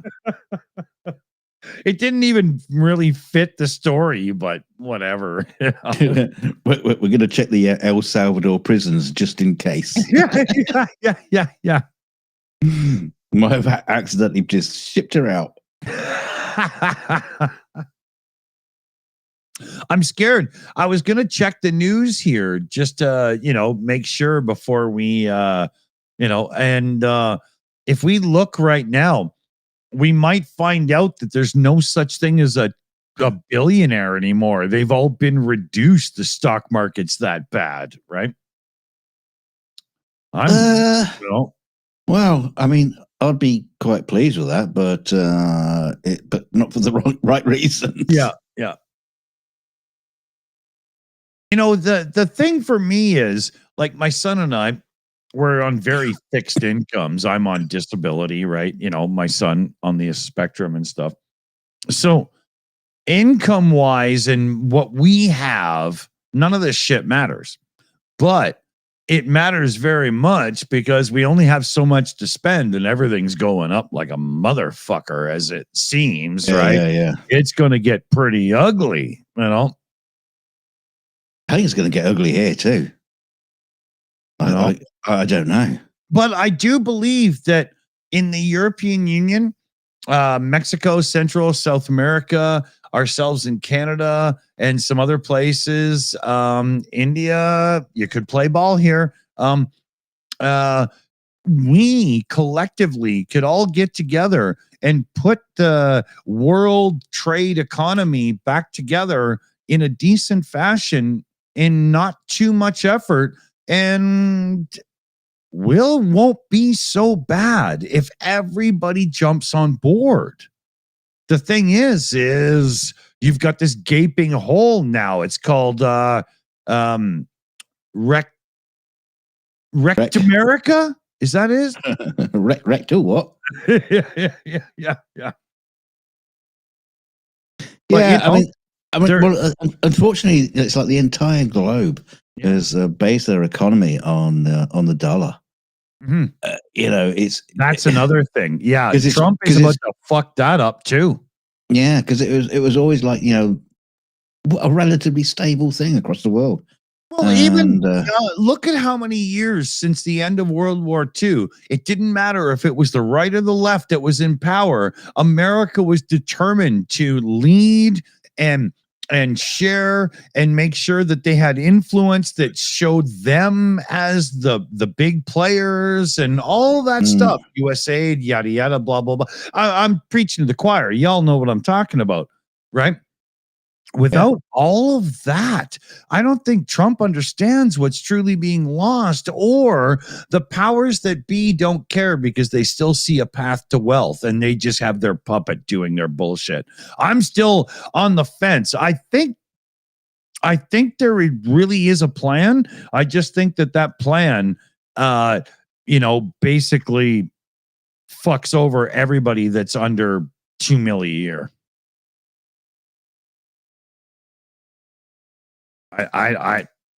Yeah, maybe that is part of the plan.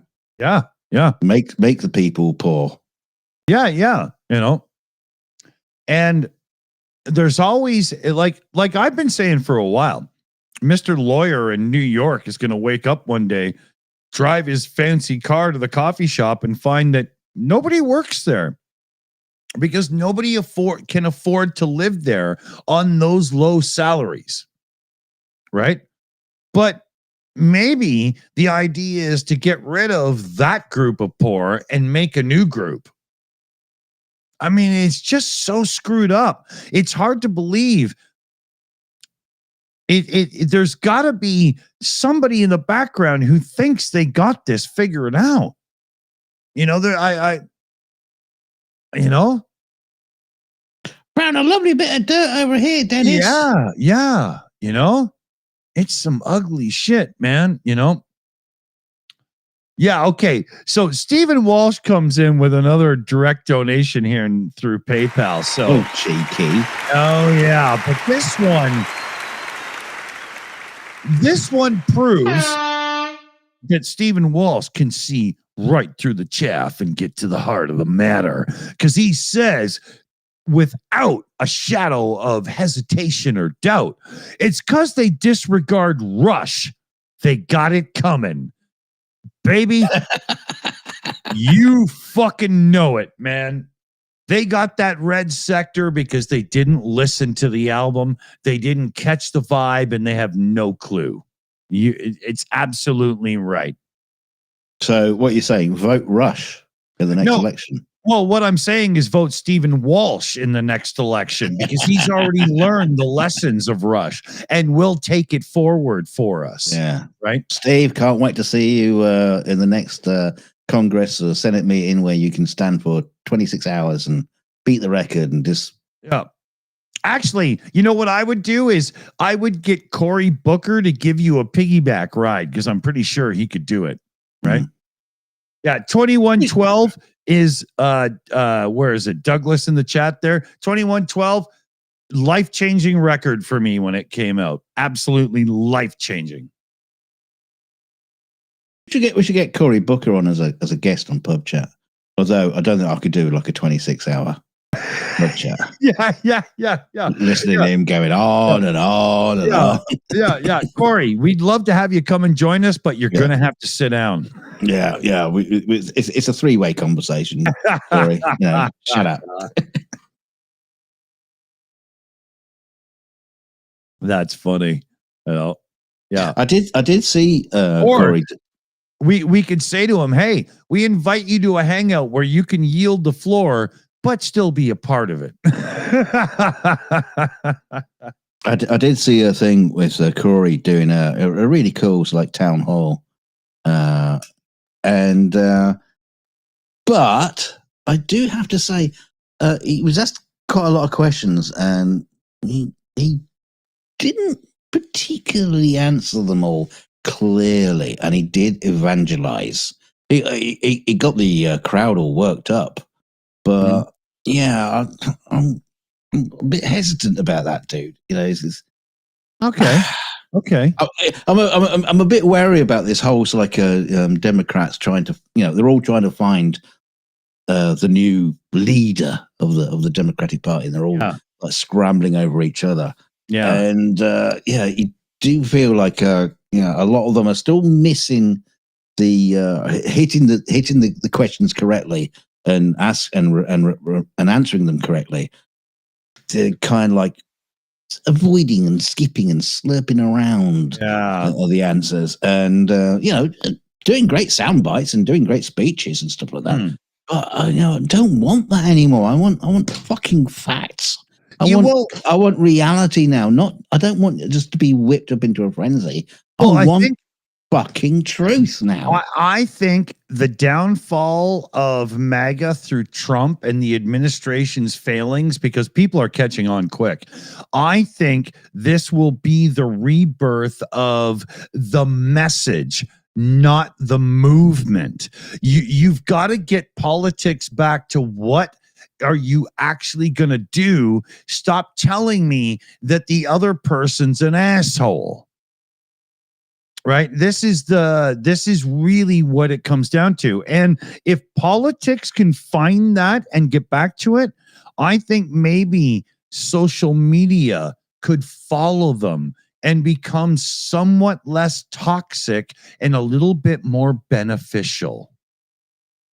Because I think that's what we need right now is enough of this clickbait. Oh my God, the world is falling bullshit. And just get back to, actual content and depth. It doesn't have to be 2 hours long, but we just Mexi girl wishful thinking. I know, but it could happen. It really could. I hope so.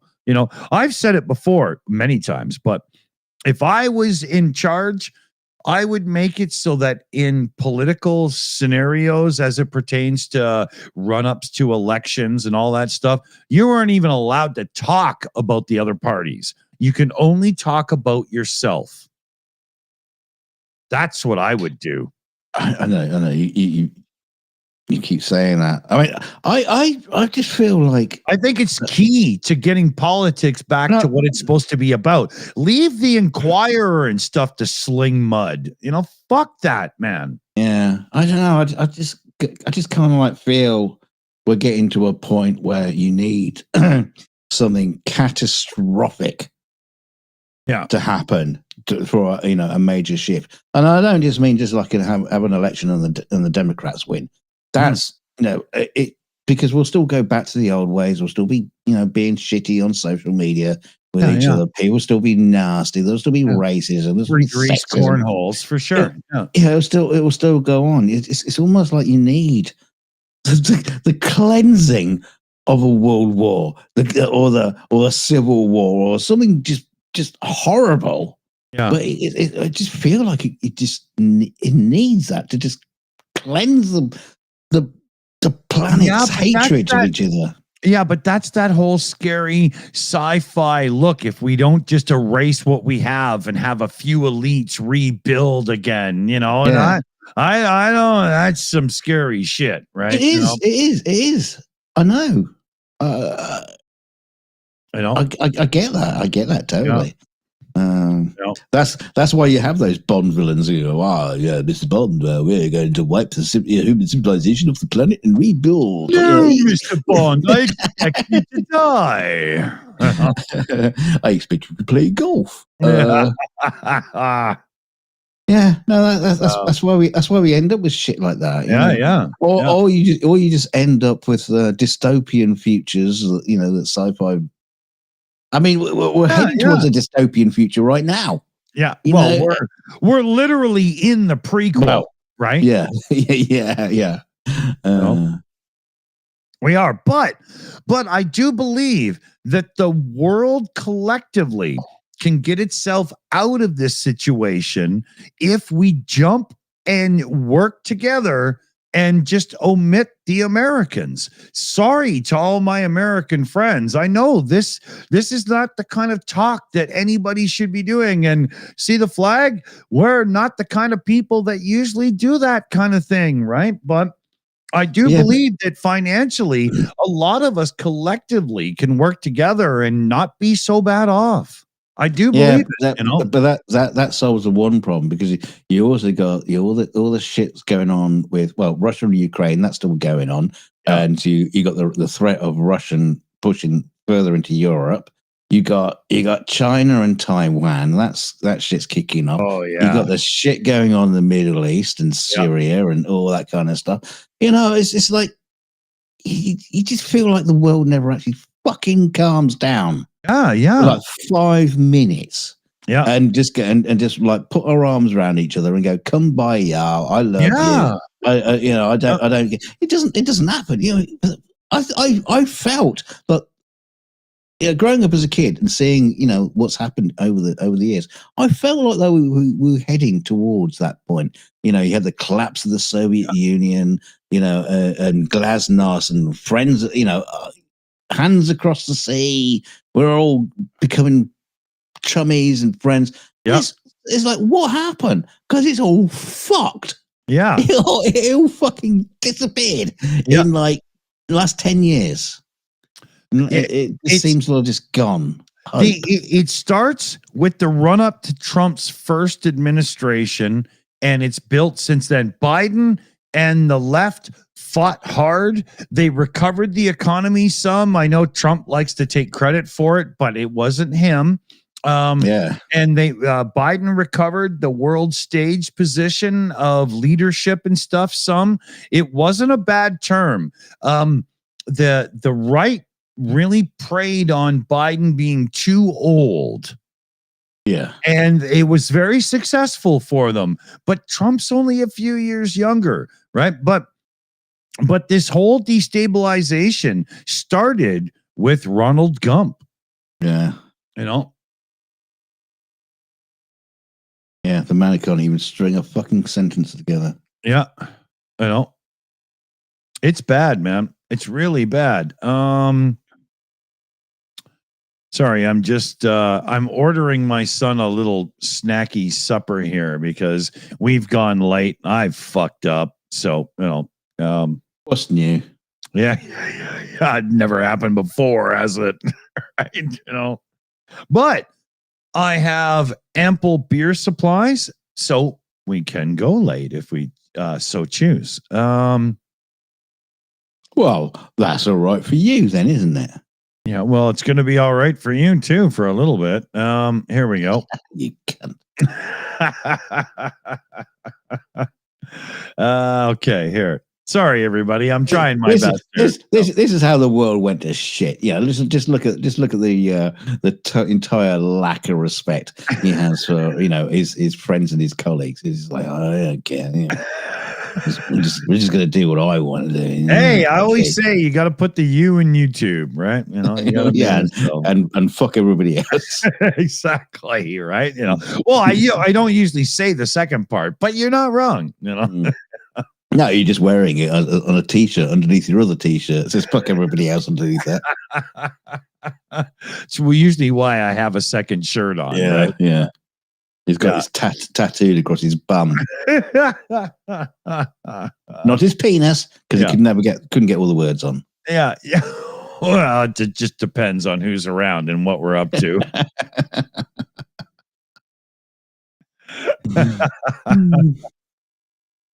Yeah, okay. On his penis, he's got it written down on a Sharpie. It says fuck everybody else, and I damn well mean to. Yeah. I'll try. And this is the tool to do it. Yeah, it's not personal, but I hate you as much as I loved your mother. Yeah, twice on Saturday and 3 times on Sunday. Okay, almost done here. Almost done. Okay, you ordered another leg of gazelle. And, are you kidding? Last time I ordered Felix the gazelle leg, he was like, "Where's the other half? You fucking prick." Oh my God! When I see what he can eat, it blows me away. I was watching this thing the other day, and it was about jaguars on a beach where they basically hunt turtles. I was going to say XJSs on a beach. They're going to rust, man. Get them off there. And you saw these jaguars, like they're basically eating this, like the innards of the turtle, just like slurping it up like spaghetti. It's like Australians on New Year's or Christmas, What was there was a guy named Bunny Way, and he was one of the first indigenous Australians that was in communication with the British doing their penal colony there. Mm-hmm. And he became a bit friendly with the commander. And should point out that's not just a colony of penises. Yeah. Penal. Oh, okay. And they had a turtle Christmas dinner together. Mm. Yeah. As I understand it, that's actually factually correct. Funny. Yes. Yeah. Yeah, we call them Cornish pasties over here. Yeah. But then Bunny Way, the native guy, ended up stabbing him and running away because, well, you abducted me, you fucking prick, right? Yeah, that's how it goes. Yeah, you get them colonialists back, you bastards. Exactly. Yeah. I don't give a shit about the color of your jacket, motherfucker. I was thinking about that earlier today, actually. When the Pilgrims sailed from Plymouth all the way to the United States. Where were the Native Americans on the coast? Can I see your immigration papers, please? It does seem like a lack of security, doesn't it? Yeah. Because Trump was talking about all these illegal immigrants. Isn't half the fucking nation built from illegal immigrants? Actually, about 90%. I mean, when did it get to the point where when you were traveling to America to start a new life, where they were actually checking your immigration status? Yeah. When did you decide? And when did a man so orange in appearance that even the Aryans wouldn't accept him get to be in charge? Even the Red Indians thought, "Oh, this is a funny shade of." And they called me a redneck. Look at this fucking guy.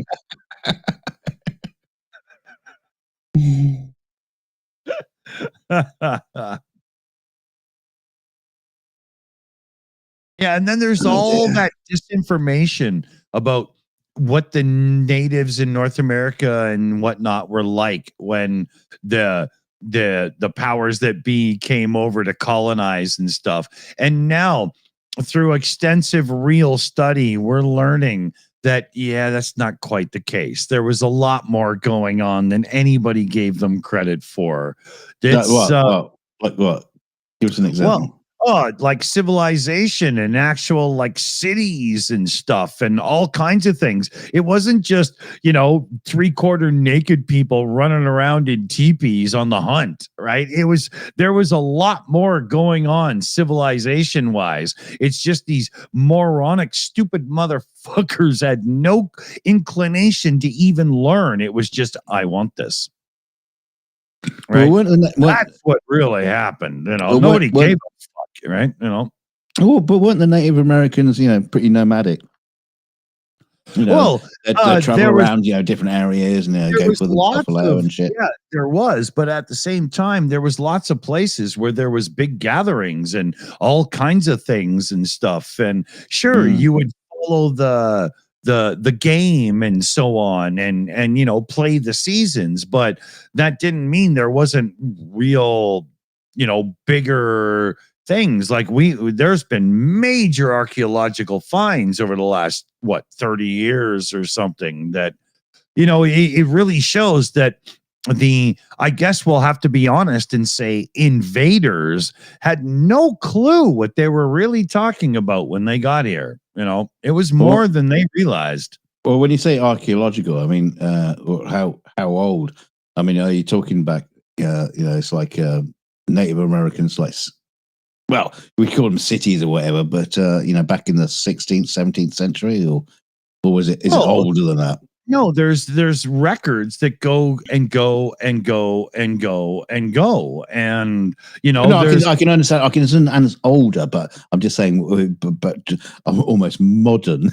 Yeah, say 18th century. Yeah, like there's been things done now where they go and go and go and go and go. Holy fuck! People have been stopping here for 8,000 years and things and whatnot. Right? It's not so, camping, hunting, random that we were sold, right? Not even close,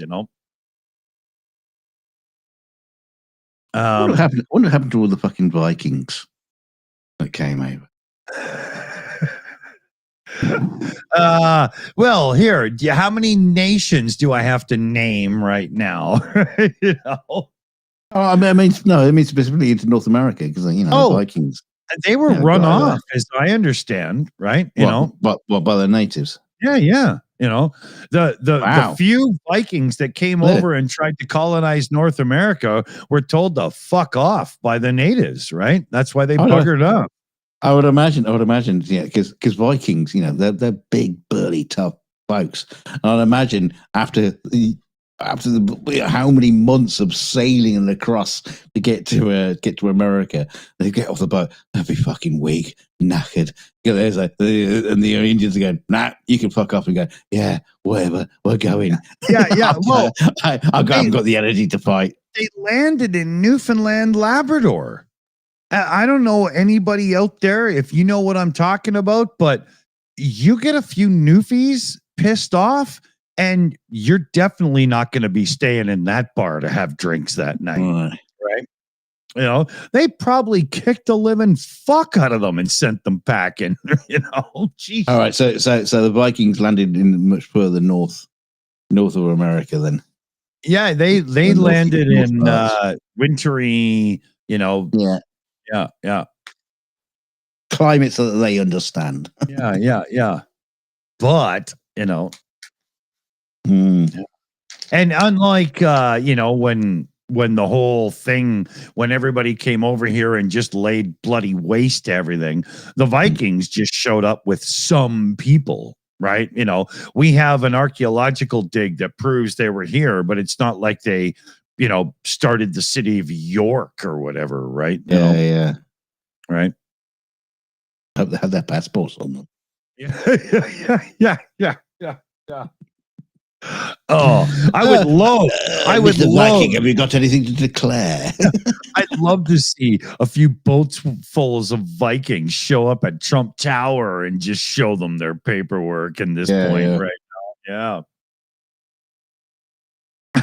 Hey, I got another idea. Why don't we just parachute into the White House? All the people in the El Salvador prison. We should start fundraising right now. It would be like a scene from The Walking Dead. There'd be like these people just like ripping heads off of security. That'd be awesome. That'd be awesome. Just biting into their necks. Oh, is anybody nursing a semi like me right now? Hold on here. Hold on. Oh, he's buggered off again. Took the eyes out of the window a second and he's buggered off. He's back. Yeah. Yeah, it was just a quick one. Mm. You know, Hope she was worth it. yeah, well, I'm like the Flash. I can do that shit pretty quick. You know? Time machine. Yeah. Just nip into the time machine, go back, fuck your mum. And look at the time, yeah. I got to get back. Boom, boom. If you got your sister's phone number on hand, sorry, you got to go.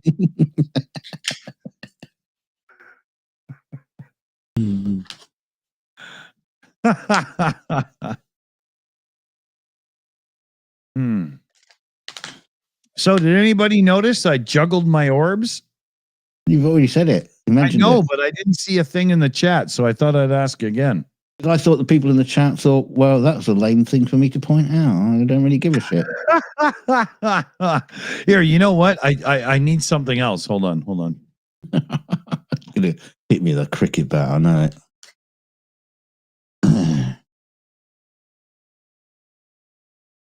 How dare you jest? How dare you jest about me? Okay. So, yeah. Don't you think the bigger globe on top balances the light more in the background and stuff? Doesn't that work?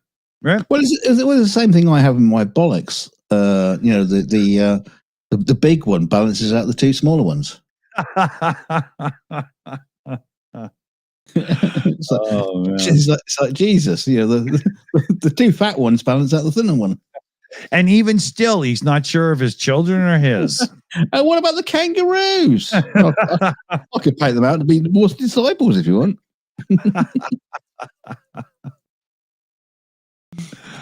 Okay. I got my shit sorted now. There we go. How long have we been doing this? 2.5 hours. We should probably end it before it gets too crazy. But how long have I got? I probably got what? Best part, crazy. Yeah, bit. well, yeah, okay. So I got 15 minutes before the food person's going to be here because I was stupid and ordered late, and it's already 6 o'clock, so all the order people are all busy. The food person. Yeah. In our house, we called him chef. Yeah. MDAO says, does it change color? The little one down here does, but not the big one. But I think I got too bright a light in the globe. I'm going to go back to the dimmer light now. It just you definitely need a color changing bulb in that, so we can have the Earth on red alert, green alert, yellow alert, DEFCON 5, red alert, battle station. That's what we need. We need that in the background. All those big fuck off DEFCON, readouts, and you go from DEFCON 1 to DEFCON 5.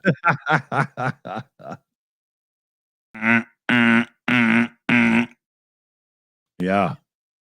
There you go. Okay, so we're going to have DEFCON alerts coming up. That's what we need. We're going to have the ultimate alert for DEFCON 5 as anything that is $100 donation. Yeah. And for your $100 donation, our DEFCON 5 alert we will launch a ballistic missile on the city of your choice. That's fair, right? Yeah. We'll have to get back in touch with the Iranians and their missile program. Yeah, but I think most of our viewers will pick an orc city, so it should work out, right? Yeah, I am down Moscow. Exactly. It's so hard to keep our signal chats with the Iranians secure these days. Well, Hegseth keeps sharing people into the conversation,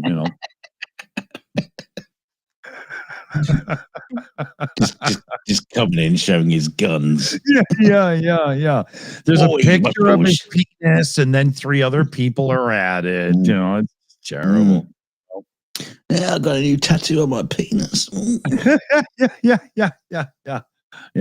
Yes, Pete, we've seen a swastika before, Just not winking at us. Exactly. Yeah. It's usually not making kissy faces at me. It's the new face of fascism. making it, the friendly. It's almost like the cartoon child, version. If Disney was going to take fascism and start cutify it and make it into videos. If I had a deli, I would have a line of sausages right now, and they would be the JD Vance, the Hegseth, and so on, and you just draw little faces on the tip. I was just thinking, because one of the things this girl was talking about, Cory Booker, about animation and AI, taking over. I think just thinking there's some great scope for animation, because it'd be great to take some of those Disney propaganda films of the World War II, but flip it. So you got Donald Duck propaganda movies about Nazis, pro Nazis. Do it in a few years. I think it's a little sensitive right now. Yeah. So a bit of a sore scab at the minute. But, yeah. But, do it once Trump is ousted. I get that word. I always fuck that up. Ousted. Yeah, well, shot, ousted. I always say shot first. Shot ousted. Fuck, I just can't get around that, Oh, God, a bullet could have solved everything. Fuck. If I could trade time for a bullet. It's like people keep saying, there's no room for violence in politics. Oh, there's room for one last act of it. Well, you go. Well, wait. What's civil war? What's war? That is that not violence? Is that not violence in politics? Yeah. Even think about it. There's no room in modern politics for violence. Well, January 6th. Yeah. Well, those heroes just out for a lovely, cuddly day, little picnic in the park. When Trump did that, the fact that any MAGA supporter could go, yeah, shows how screwed up the mentality is of the average voter. And no, the worst thing is when it wasn't the MAGA folks, it was just like, Fox TV or they are MAGA. Yeah, but you know what I mean? Because they're slightly outside. They're not like the true MAGA hat wearing folk. They're just a little bit outside. Well, they don't brag it that way, but they are, right? Yeah. Marjorie Taylor Greene. Oh my God. I can't believe that woman is in politics. I can't believe that woman's in humanity. I can't believe that woman was given permission to breed. Or was she? Does she have children? Or does she have like... No, she lays eggs, like an alien queen. That would make more sense at this point. We have to send Sigourney Weaver in, Get away from her, you bitch. Yeah. Marjorie Taylor Greene is bred again, Sigourney. Go in and kill them. Yeah.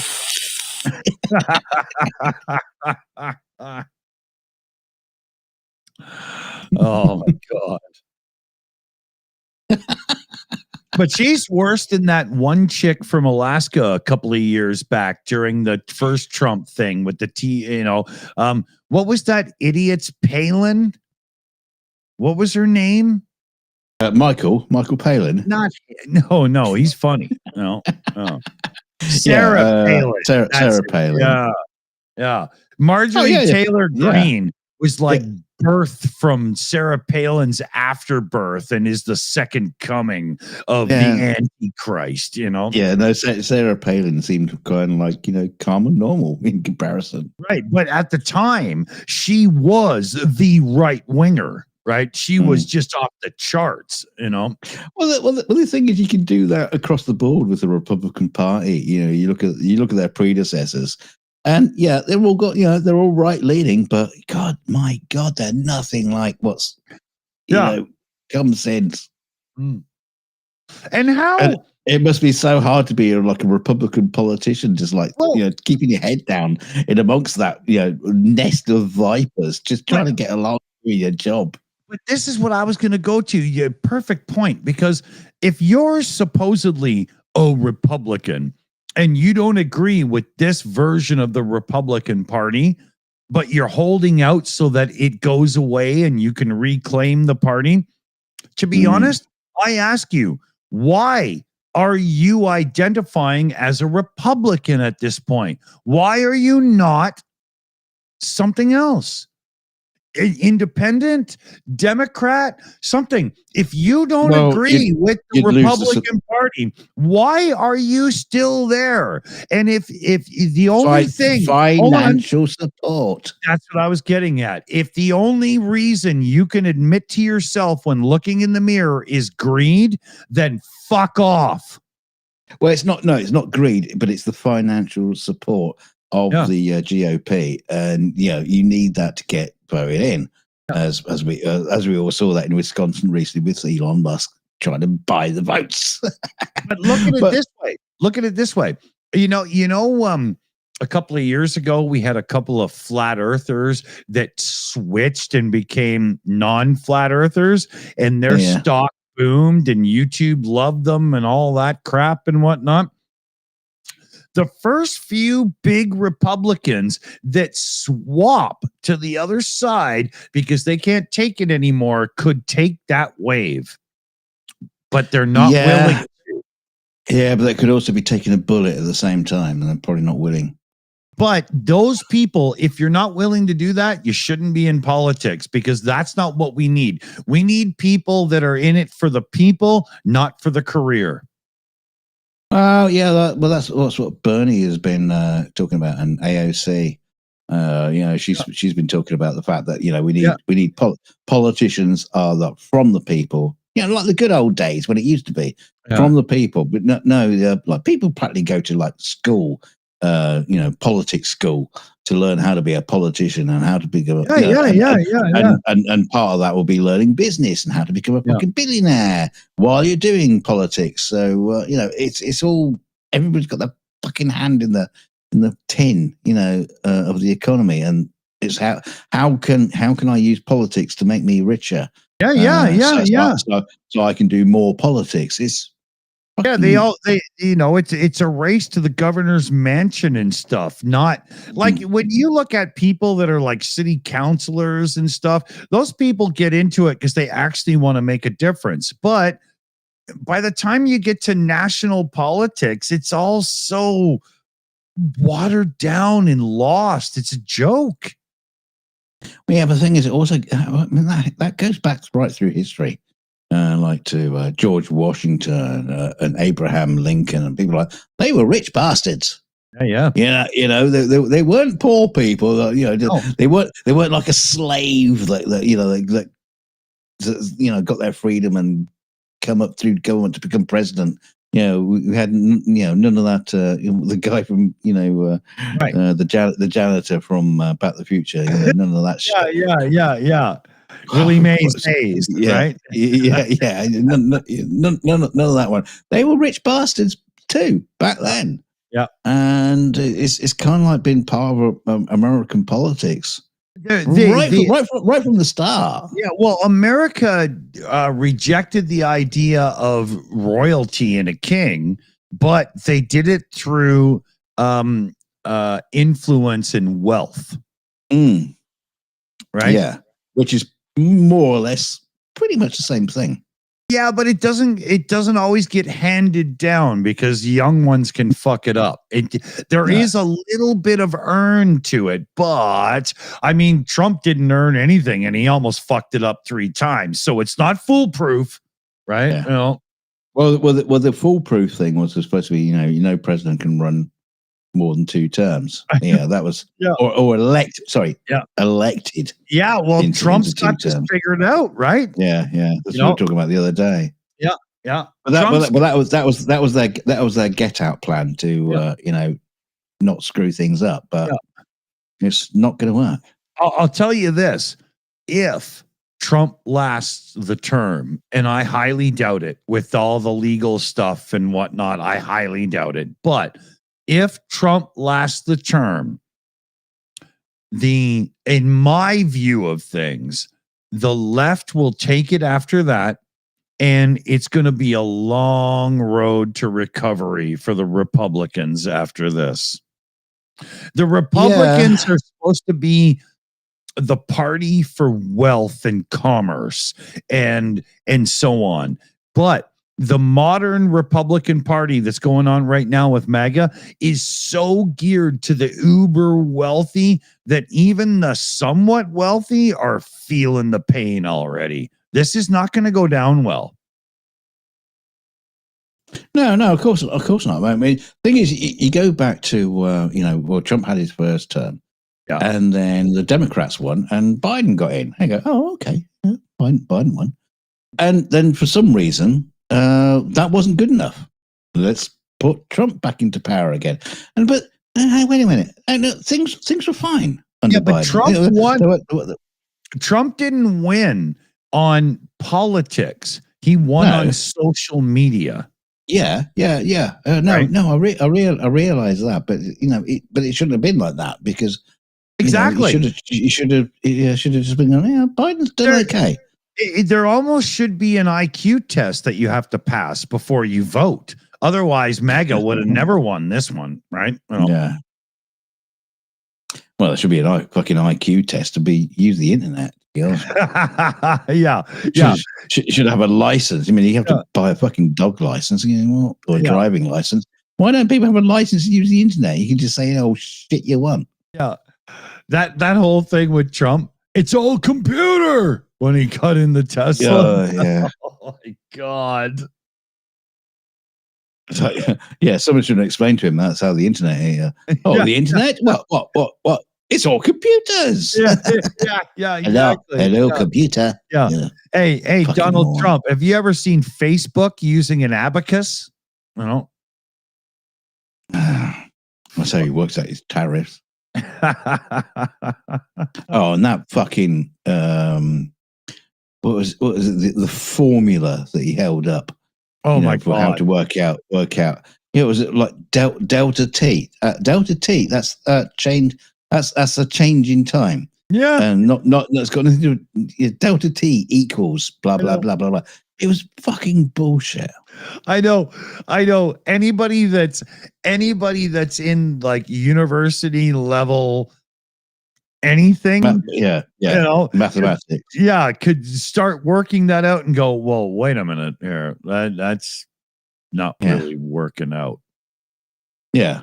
It just didn't make any sense whatsoever. Yeah. He just wanted to bamboozle again. Look at this, it's really clever. Like Stephen Colbert said, at least they imported all those Greek letters before they went up in price. Before they've been sent to El Salvador, being illegal immigrant letters. Yeah. It really is starting to look like they used ChatGPT style AI, like some of the reports are coming out.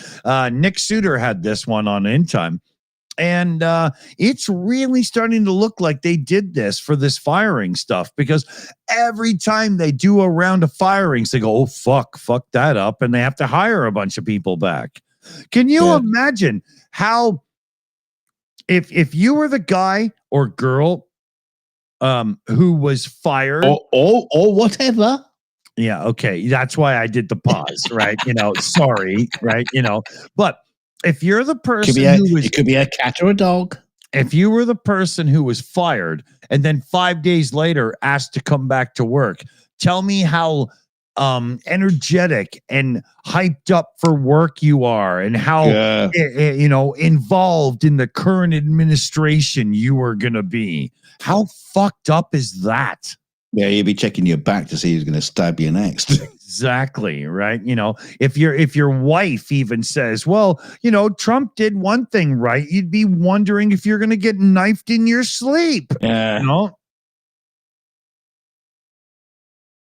Yeah, should be calling up the White House. I don't think my husband likes you very much. Right, send in ice. Yeah. Honey, we didn't agree tonight, but here's a glass of water. Why don't you just go to sleep? Your sperm tasted a little left wing tonight. Oh, dude. You shot into my left cheek. Yeah. I'm gonna call the president.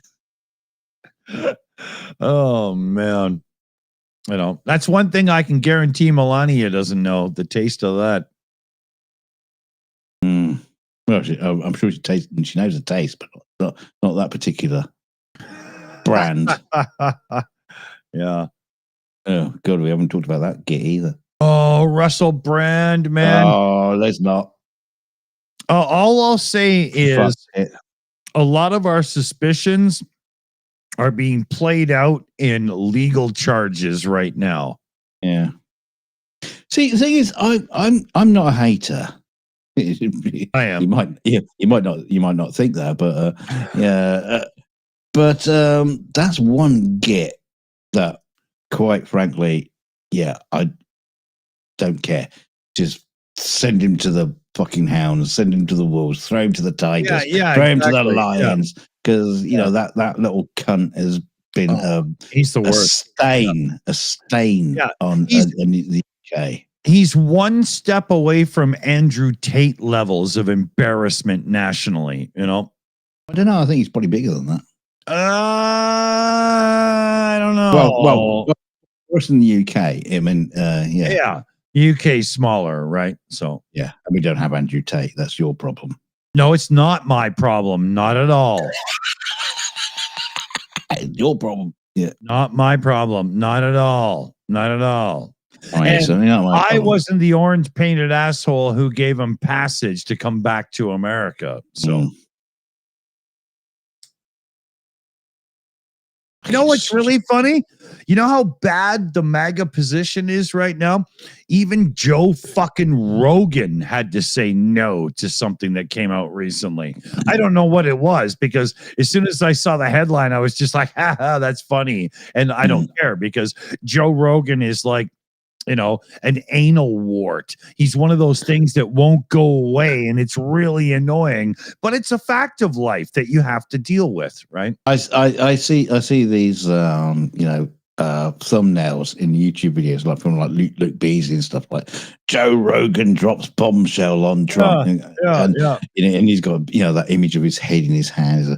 I go, okay, I get it. I'm not going to watch it because it's not going to be as much of a bombshell as your clickbait. I don't quite agree. That's all. I'm slightly disappointed. I'm not following that shit. Don't try it. Exactly. Don't do that with me anymore. I've caught on. Yeah. That's one of those things that it's such a clickbaity bullshit made for the left to go, really? A righty like that flipped? They didn't flip. They just said one thing. Yeah. That's one of the reasons why we try to avoid clickbait. Right. Clickbait thumbnails, because once you go down that road, you can't stop. You lose trust. In your audience, and they won't click on your video because they go, "Oh, you're just doing that again." But even then, look at somebody like, no offense to the man, but Brian Taylor Cohen. Yeah. No, he's a good man, but yeah, he's a great defender of real democracy, and I like the man. Yeah. But every episode is bombshell, this and that. Yeah. and he gets about 500,000 views or so a video. I think if he toned down the rhetoric a bit, he would actually get more views, because there's times when I see it and I'm like, yeah, sure. One slip of the tongue is all you're talking about. Like, it's too much. And you're right. You're right, because you and I would watch it, whereas we see that and we go, "No, I'm not watching it. I can't." Exactly. Right. And that's why we try so hard not to do this to everybody, right? You know, especially with the new version of the 42 show, the small videos, right? We're literally just telling you exactly what the two clips are, right? You know, and the thumbnail itself is almost inconsequential. You know, Right. it's not trying to draw you in. No. Too much. And we're trying to be honest about it, right? But we're still trying to get you to click it. You know, we would really much like that, but we're not going to say the sky is falling, Trump is doomed, when he just, you know, rubbed his butt, you know, or something, right? You know.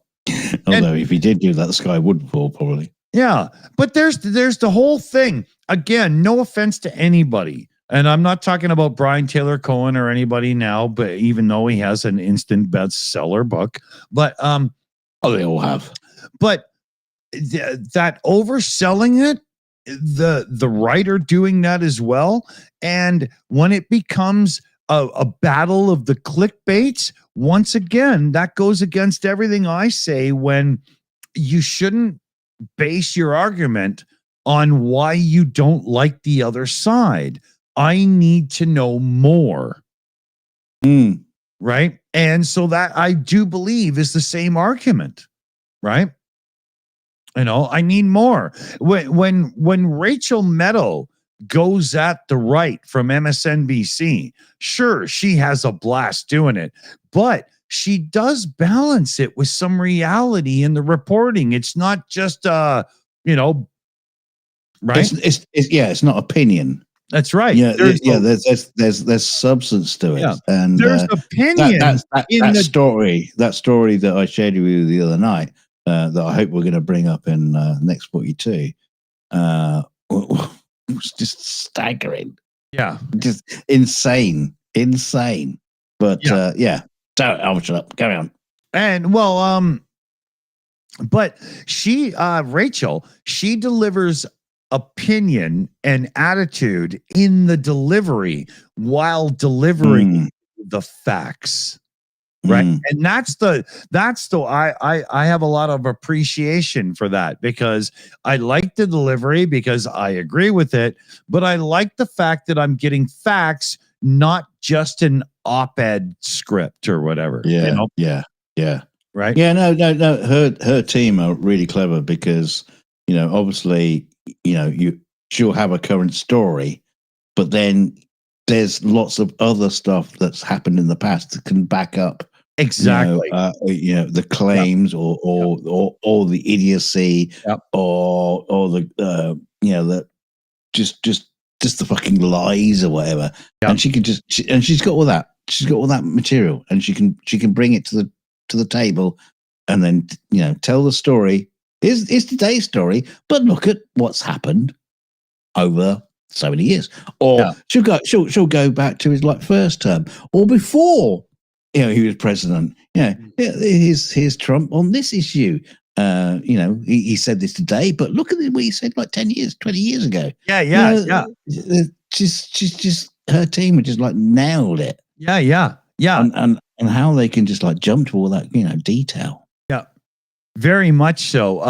I gotta give Derpat a shout out in the chat, and Derpat says, well, sure, but I prefer the Shills delivery. Facts with fun. Yeah, baby. That's what we always try to do, right? You know. Yeah. What do you mean, yeah? I mean, I know you're not fun, but you're trying. It's getting there, you know. I know I'm trying. You always tell me, oh, you're fucking trying, you know. You try every day. Yeah. You try me every night. You know, I will say, M. in the chat says Trump's presidency was rigged. There is a known psychological thing where the guilty accuse others of the same thing. It's very well documented and pretty much considered fact at this point in human psychological history. The fact that Trump always refers to as the Biden win as a rigged election, I do believe is defensive deflection from the fact that he knows that he had some seriously unscrupulous people working on his behalf on this election. I totally believe that. There was a whole shitload of stuff coming out. And it's disappeared recently about, how elections were rigged towards him. He even said, when Elon Musk, win, you'll never have to vote again, and all that kind of like. If you go back and look at all the little hints and stuff, it seems like he knew. I know that's very conspiratory and so on, but sorry. I there's a part of me that sees that for sure. Yeah. The thing is, well, I mean, it's kind of like forces to go down this conspiratorial route because the way Musk, was playing social media, the finances that he was giving to the campaign. There are so many things, and of course, like I was saying, there's these claims that voting was rigged in certain areas in favor of Trump. Oh, one sec. Sorry. 1 sec. I'll put you on speaker. He's buggered up. There's some strange shit that a lot of people have been claiming. It's not really been making a lot of the mainstream YouTube channels because they tend to try to keep away from the conspiratorial stuff. But there's been, a lot of interesting claims out there that, how the election was rigged in Trump's favor. That might be true, might be not. I don't know. And guess that's why they're avoiding them. But yeah, don't like it.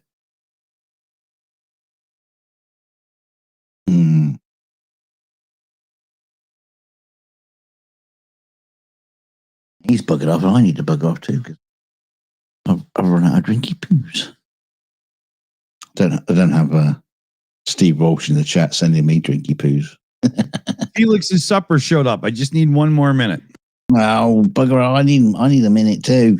We need a third man. Where's the third leg?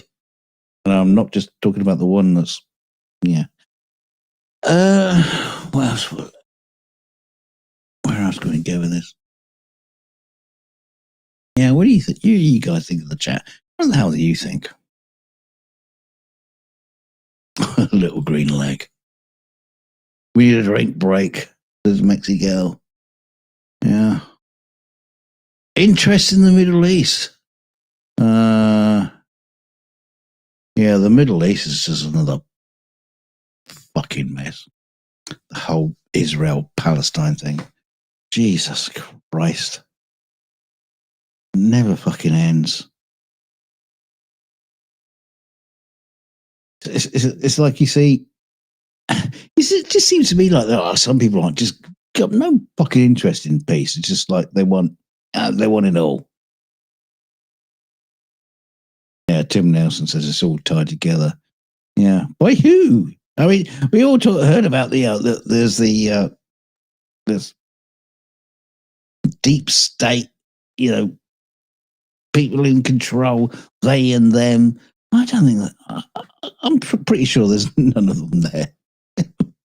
If we had a they or them, we had the Illuminati in charge. Yeah, I'm pretty sure things will be pretty okay because what's the point in fucking everything up? Yeah, is that good for the world just to go in there to make sure that everything's all fucked up? surely, if the world's doing great and everyone's happy, that's a good world, isn't it? Yeah, am I wrong? But to go and cause grief and war, famine, and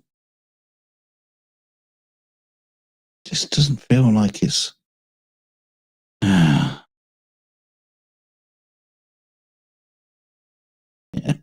Trump Tower and Resort Gaza. Yeah. He just wants to flat it all to put a fucking hotel on a golf course on it. I mean, he's going to do that on Greenland too. He doesn't. Has anyone actually told him that Greenland isn't actually, it's not like a golfing green. It's actually covered in snow and ice. It's not Greenland, whereas Iceland, ironically, isn't. Why did they put that? Why did they put that over the names? Why is Iceland, it's like green and rocky, and Greenland is icy and snowy? I think they did it to trick people. They showed up in Iceland and they were like, this place is fucking awesome. And then they showed up in Greenland and like not so good. So let's flip the name so that nobody shows up and ruins our paradise, right? That makes sense, right? They should have said Canada is not here. Should have named it not here. So it would never appear on anyone's map. Yeah.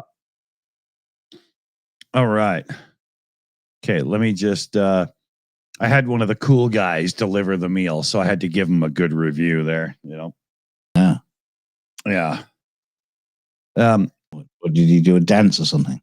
Yeah, no. I have a thing on my little delivery instructions on the one of the apps there, and it's like, please ring the bell. Don't just leave my shit sitting outside, because if my phone and my watch and stuff do a delay for the text message, I'll be pissed off. I don't want fries getting cold and stuff. Like, there's this weird thing going on with this news. What did you do in a review? Did you go like, great guy, good kisser? No, it's just a thumbs up thing and you click the checkers, right? The check boxes. But there's this thing going on. We historically have pizza delivery because you can put a pizza in a box, you put it in that little, kind of cooler bag, and it shows up at your door, steaming hot still, and it's awesome. Okay, good. Chinese food and a few things in the styrofoamy containers and stuff, it works really well. And with pizza and Chinese food, the driver can have 2 or 3 deliveries in their car. And when you get your food, it's still going to be really good. But with Skip the Dishes and DoorDash and those other fucking services, when it comes to like burgers and fries or that kind of thing, you can't deliver fries and onion rings and stuff on the 3rd delivery. They're ruined. And these goddamn companies haven't figured that out yet, right? There's no way you can do that. So every time, not every time, but half the time I order, I have to complain because as soon as I see that the driver's got an order before mine, I know that the fries and onion rings or everything are ruined. And I just wait. They show up. They're cold. I complain. I get my money back. It's just this endless game, I know how they fix this. And I'm going to just nip off for a second. But what you do, instead of having those those thermos lined bags things on the back of the moped or whatever they use. Not around here. You have to use a car, but yeah. Yeah, but you have a fryer. Yeah. So basically, you chuck the chips and the fries and the onion ring into the fryer. Yeah. And then you've got a 17-year-old driving around corners with a fryer and the oil's going everywhere. And of course, because that makes sense, right? Yeah, but obviously, you get there and you take the stuff out of the fryer. Yeah. It's ready and it's fresh and it's hot. And the thing that pisses me off is even more, I know I'm ranting now, but pizza delivery fees have gone up by $3 or $4 because now they match DoorDash fees and Skip the Dishes fees. But Skip has all of this overhead of this giant corporation that has to be paid, whereas pizza delivery was just three teenagers sitting in the parking lot smoking pot delivering my goddamn pizza, right? You know, there's no way that they're giving $8 to that teenager and then I'm giving him a $4 tip for each pizza. He'd be making more than the fucking mayor. I'm going to nip off for a second before I go. I saw a video. It was talking about this, where it doesn't matter which kind of like food delivery system you're talking about, but they bump up the charges huge. Yeah, just on the straight order. Then they have like a delivery order, and then they have like an administration fee. And then they have a tip thing. And I saw someone ordering a burger and fries. It's twice the price. Yeah, it's twice the price. It was like $30. I know. The first, I live in a small town, right? So if you need to do your thing, go ahead, because this will take me a couple of minutes, right? Back in a minute. So I live in a smaller town in the west coast, west side of the Rocky Mountains, British Columbia. And we didn't have food delivery apps or stuff for years when everybody else had, because nobody was bringing it to our little town, right? And so I used to be able to just order a pizza. There would be a $4 delivery charge. I'd tip the guy $5. He would get the $4 and he'd make an okay, or she or whatever, wage for a younger person trying to pay for their car and schooling and stuff or whatever. It worked out really well for everybody, right? But as soon as these damn apps came in, the price of the delivery went up. But when we finally got one in town, I went to Skip and I was like, okay, I'll order a McDonald's. And I looked through the menu and I'm like, that's not what I pay locally. And I look and, of course I figure it out. They're all way inflated. But even worse is we have this pizza company in Canada called Little Caesars, and they're the hot and ready pizza company. They're kind of like burgers of pizza. And you drive in, you pull in, you grab a pepperoni and a pineapple Hawaiian or whatever for your kids, and they're like $9 a piece, $10 a piece, and away you go. You go to the damn Skip the Dishes app, and their shit ass low quality pizzas are $18. And then you go to like Pizza Hut in Canada, and they'll have all these great combo deals where you can get 15, 18 chicken wings, 2 medium pizzas, blah, blah. And it's like $35. You try to put that same deal together on Skip the Dishes, it'll cost you $55. Skip must be making a fortune. And I wouldn't doubt that Skip is taking so much of a cut of each purchase that the restaurant actually gets less than their menu value, because a lot of them complain that Skip is killing them. And it's the same thing. We've had this happen in other industries where you've got farmers that make the chicken and the milk and the dairy products and the beef and everything and all that stuff we get. But the middleman seems to get paid better. I really think there's a breakdown in modern economics at that point, right? But yeah, so I mean, in my town, I use like Skip the Dishes or something for the odd place that I can't, get otherwise. But because it's a smaller town, we have a few of these local people, and they'll deliver from anywhere. So all of our local restaurants, you can just call them and say, I want this and that and that. And they say, okay, $5 delivery fee. And you go, yep, good. And you get menu price, $5 delivery fee. You give them a tip. You're still better off than Skip, and you didn't have an inflated menu. We don't need Skip. All we need is local companies to start delivering. You know, we don't need some stock market driven corporation to deliver us food and stuff. I don't understand how we become so fucking lazy and so complacent that this is where we are. That's how it used to be, though. Yeah. You used to ring up a place. Yeah, can you deliver it? Yeah, no problem. Delivery fee? Or I know. maybe not.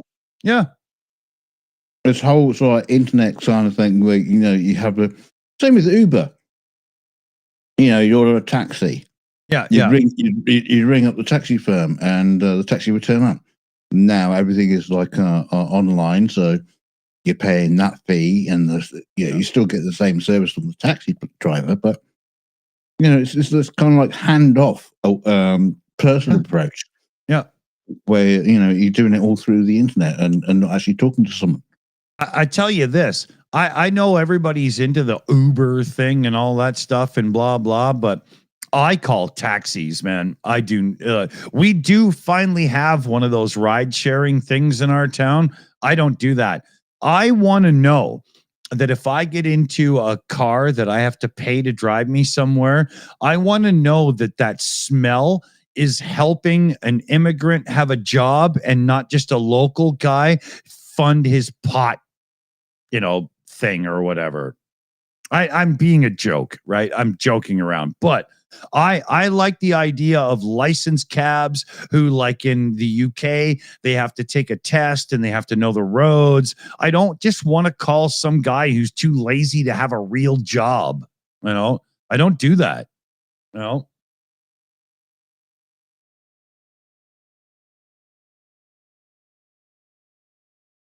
I think Dunk's chowing down on the leg of a rodent that he caught in the attic. Yeah, I was just chewing on a bit of chicken stuff. Yeah, chewing on a pregnant mouse that was done in a lab. A woolly mouse. Oh, yeah. They look great with that Ozzy Osbourne hairdo, you know. What was that one that Slavy brought up on Saturday? She had the penguin with the Trump hairdo. That was funny. Oh, you can't do that with penguins. Penguins are nice. Yeah, it was funny. You can't make them into authoritarian bastards. Yeah, Slavy in the intro on the Saturday show did what we were doing, making fun of the countries getting tariff for nothing because they don't even have humans, you know? That was funny, man. Yeah. Yeah, that was a good one. Yeah, I don't know if anybody's noticed, but we have somebody in the live chat who has noticed they're not blocked anymore. They seem to really enjoy it. What's going on? I'll just leave it at that. I don't need to do that right now. Okay. Yeah. So, if you were a Lego piece, which one would you be and why?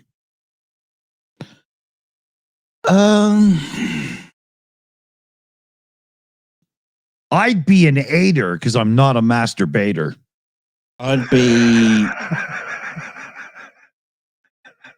be like one of those hair pieces you put on a minifig. And all of a sudden you got a completely different person. You're a Mr. Beanwig for Lego. Mm.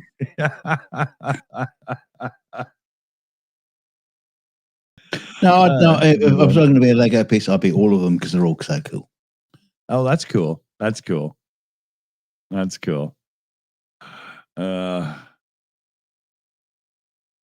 funny because I remember, I grew up with Lego. I grew up with Lego as well, and I gotta say, I'm a little bit sad at the state of Lego today. Number one, it's all licensed sets that are way overpriced because they have to pay Star Wars or whatever, right? But the thing is, it was very cool when they started doing it. But when it becomes that every single Lego set is licensed. Yeah.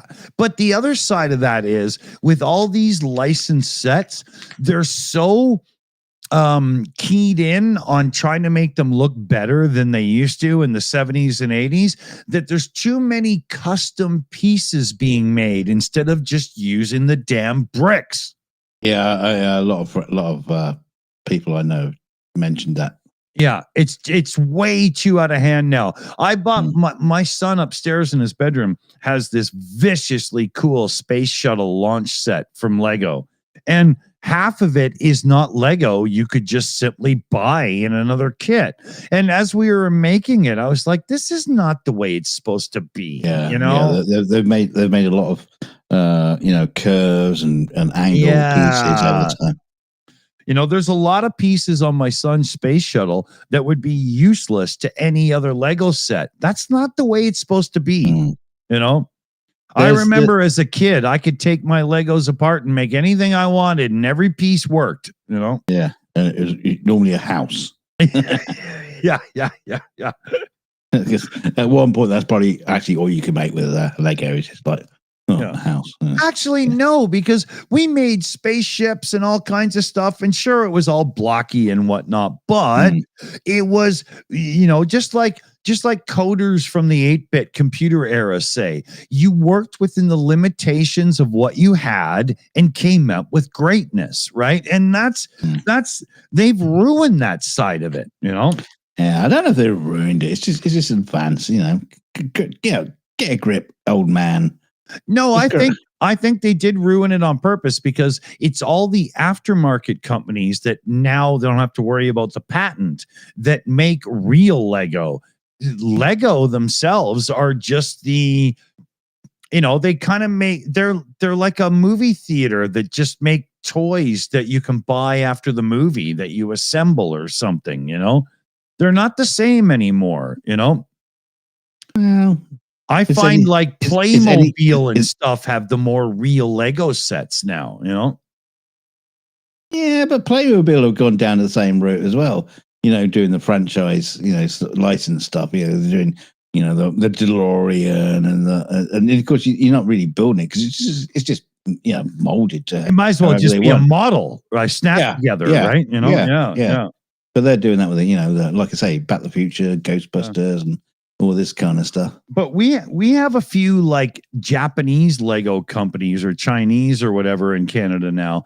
And they're the ones that are building the old sets that were like the firehouse and all that. Lego doesn't even bother with that anymore. It's depressing. There's not enough imagination in it when all you do is build the Millennium Falcon, right? Yeah. You used to get like Lego City and Lego, like trains and stuff, but now it's like all Lego Harry Potter train. Yeah. And Lego Harry Potter castle and If you throw all your Lego in a bin now, the way we used to as a kid, if you tried to like pull out the directions to build the firehouse, you could do it out of bricks. But nowadays, if you pull out the directions to build, like you said, the Harry Potter set, well, you're going to be there for 3 days finding the parts, right? And, with my son on the spectrum and whatnot, that loss of creativity sucks. Lego was way better back in the day. I used to always love the Lego Technic. It's like, how the fuck did you manage to engineer all these moving parts and mechanisms, into this, you'd have a helicopter that, you pull on this joystick inside the cockpit and it's changing the pitch and the angle of the blades on the helicopter. Yeah. So how, and it's just got better and better with hydraulic pumps. Yeah. I've always been just like staggered by that. It's just great. Here's the opposite to that. I remember back in the day, I used to love those electronics kits where you had the little springs and you'd bridge the wires and make things happen and stuff. I loved those kits. I tried to buy my son one when he was like 10 years old, and the best I could find was this crap called Snap Circuit. So it was just this joke, modern, lazy shit version that taught everybody nothing except schematics. It was so bad. Oh, it was a terrible product. Terrible. As a modern product for that kind of thing, what I've seen is really cool is the Arduino kits. And you just buy, like you say, in the same way you buy like a starter electronics kit or whatever. And it just comes with all the bits and gubbins to make all kinds of crazy weird stuff. And it teaches the coding and you know what? It's fucking amazing. Yeah. Okay, I'm fundraising right now for an Arduino kit for my son because he would love that. I'm doing that right now, and I'm pretty sure I can put the money away at the end of the month. But no, you can certainly lose yourself. I've always been tempted to do it myself, but just time. Yeah, we could do as you get older, you seem to have less spare time. Yeah. Well, we could do like all kinds of little cool. Oh, it's a great idea. Yeah. And they're not expensive. No. It's when I was at university, and we were learning about fucking circuits and blah blah blah. Just like it's a transistor and you can do that. You just buy this fucking shit off the shelf. we never saw that back in the day. I was doing like cybernetics and control engineering, and it was like right down to basics. But now you just buy the shit off the shelf. Yeah. Build whatever you want. I'll say this. Oh man, I miss the old real Radio Shack shops where you could go buy resistors, transistors, breadboards, project boxes. Yeah. Oh, I loved that when I was young, man. Oh yeah. No, I'm with you, but the way the technology has moved on to do Arduino kits is it's like you're not limited. With all those, of all the electronics that we had to do back in the day, it's just like you just like plug all these things together and make a thing. You make a robot. Yeah, I remember I made myself my blue box. Was that what it was called? The where I could get free long distance to get to BBS boards. I think it was the blue box. Is that what it was called? Call it whatever you want. You made it. Yeah, back in the phone. No, but there's a specific name for it. It was back in the phone freaking days when I was like 10 years old or whatever. My buddy and his older brother and we made. I think it was called the Blue Box, and it was the thing that gave you the tones, so you could defeat the long distance call system and get yourself free long distance to get into BBS boards before the internet, right? I think it was the Blue Box. There was a guy named Captain Crunch. He was a hacker from the 70s, and he was the one that figured out the frequencies to manipulate the phone. Yeah. Right. Richard Don Quickzote in the chat is talking about chemistry sets. I remember those. I always wanted them, and they were so lame. When it actually came down to it, you get like a tiny little bit of the chemicals required. Yeah. And it goes, oh, you put these two things together, and it changes the water a different color. Yeah. Great. Yeah, exciting. Yeah. I had a few of those. I had the microscope one and a few as well. I had that thing like you and I have talked about with my father being who he was in the company he worked for. All of that stuff just showed up at our door, right? It was really cool. I wish I had some of the old kits still. I would have some seriously rare, cool stuff, if I had that shit, What are we at here? Holy fuck, we're over 3 hours. Interesting. We still have like some people watching too. Yeah, should be a tariff on this. Well, I'm charging a tariff up here. If you're American and you're watching this show, we're charging you a tariff right now. It'll be on your bank statement at the end of the month.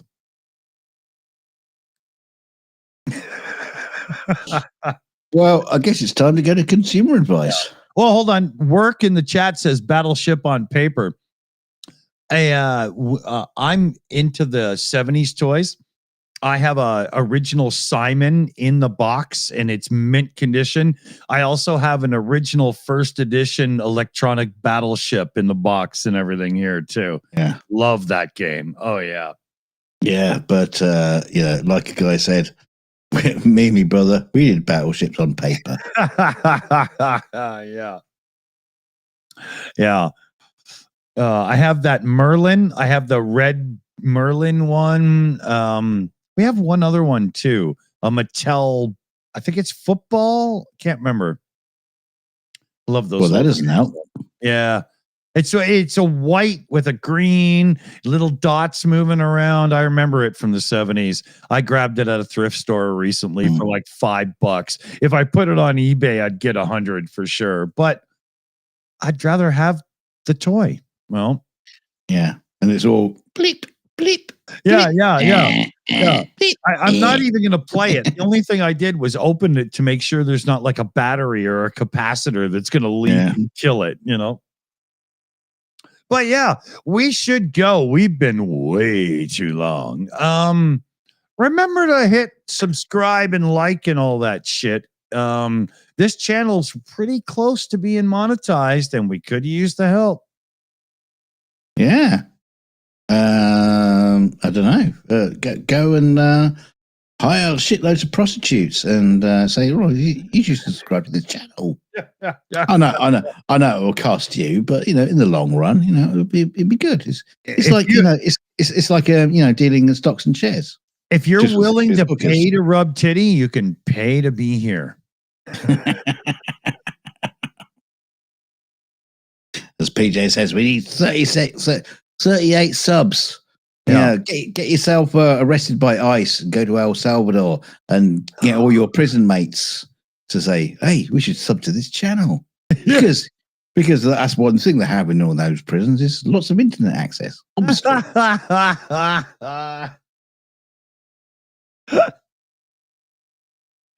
Oh, and remember, if you don't tell your mom about our show, I can't introduce myself. Yeah. She'll find out the hard way. Yeah. Sponsored by Arnold Palmer. Take a long drive to your local rest home. Yeah, that's probably about accurate. Thanks for joining us, everybody. See you soon, and keep your stick on the ice. And keep your dick in a vice.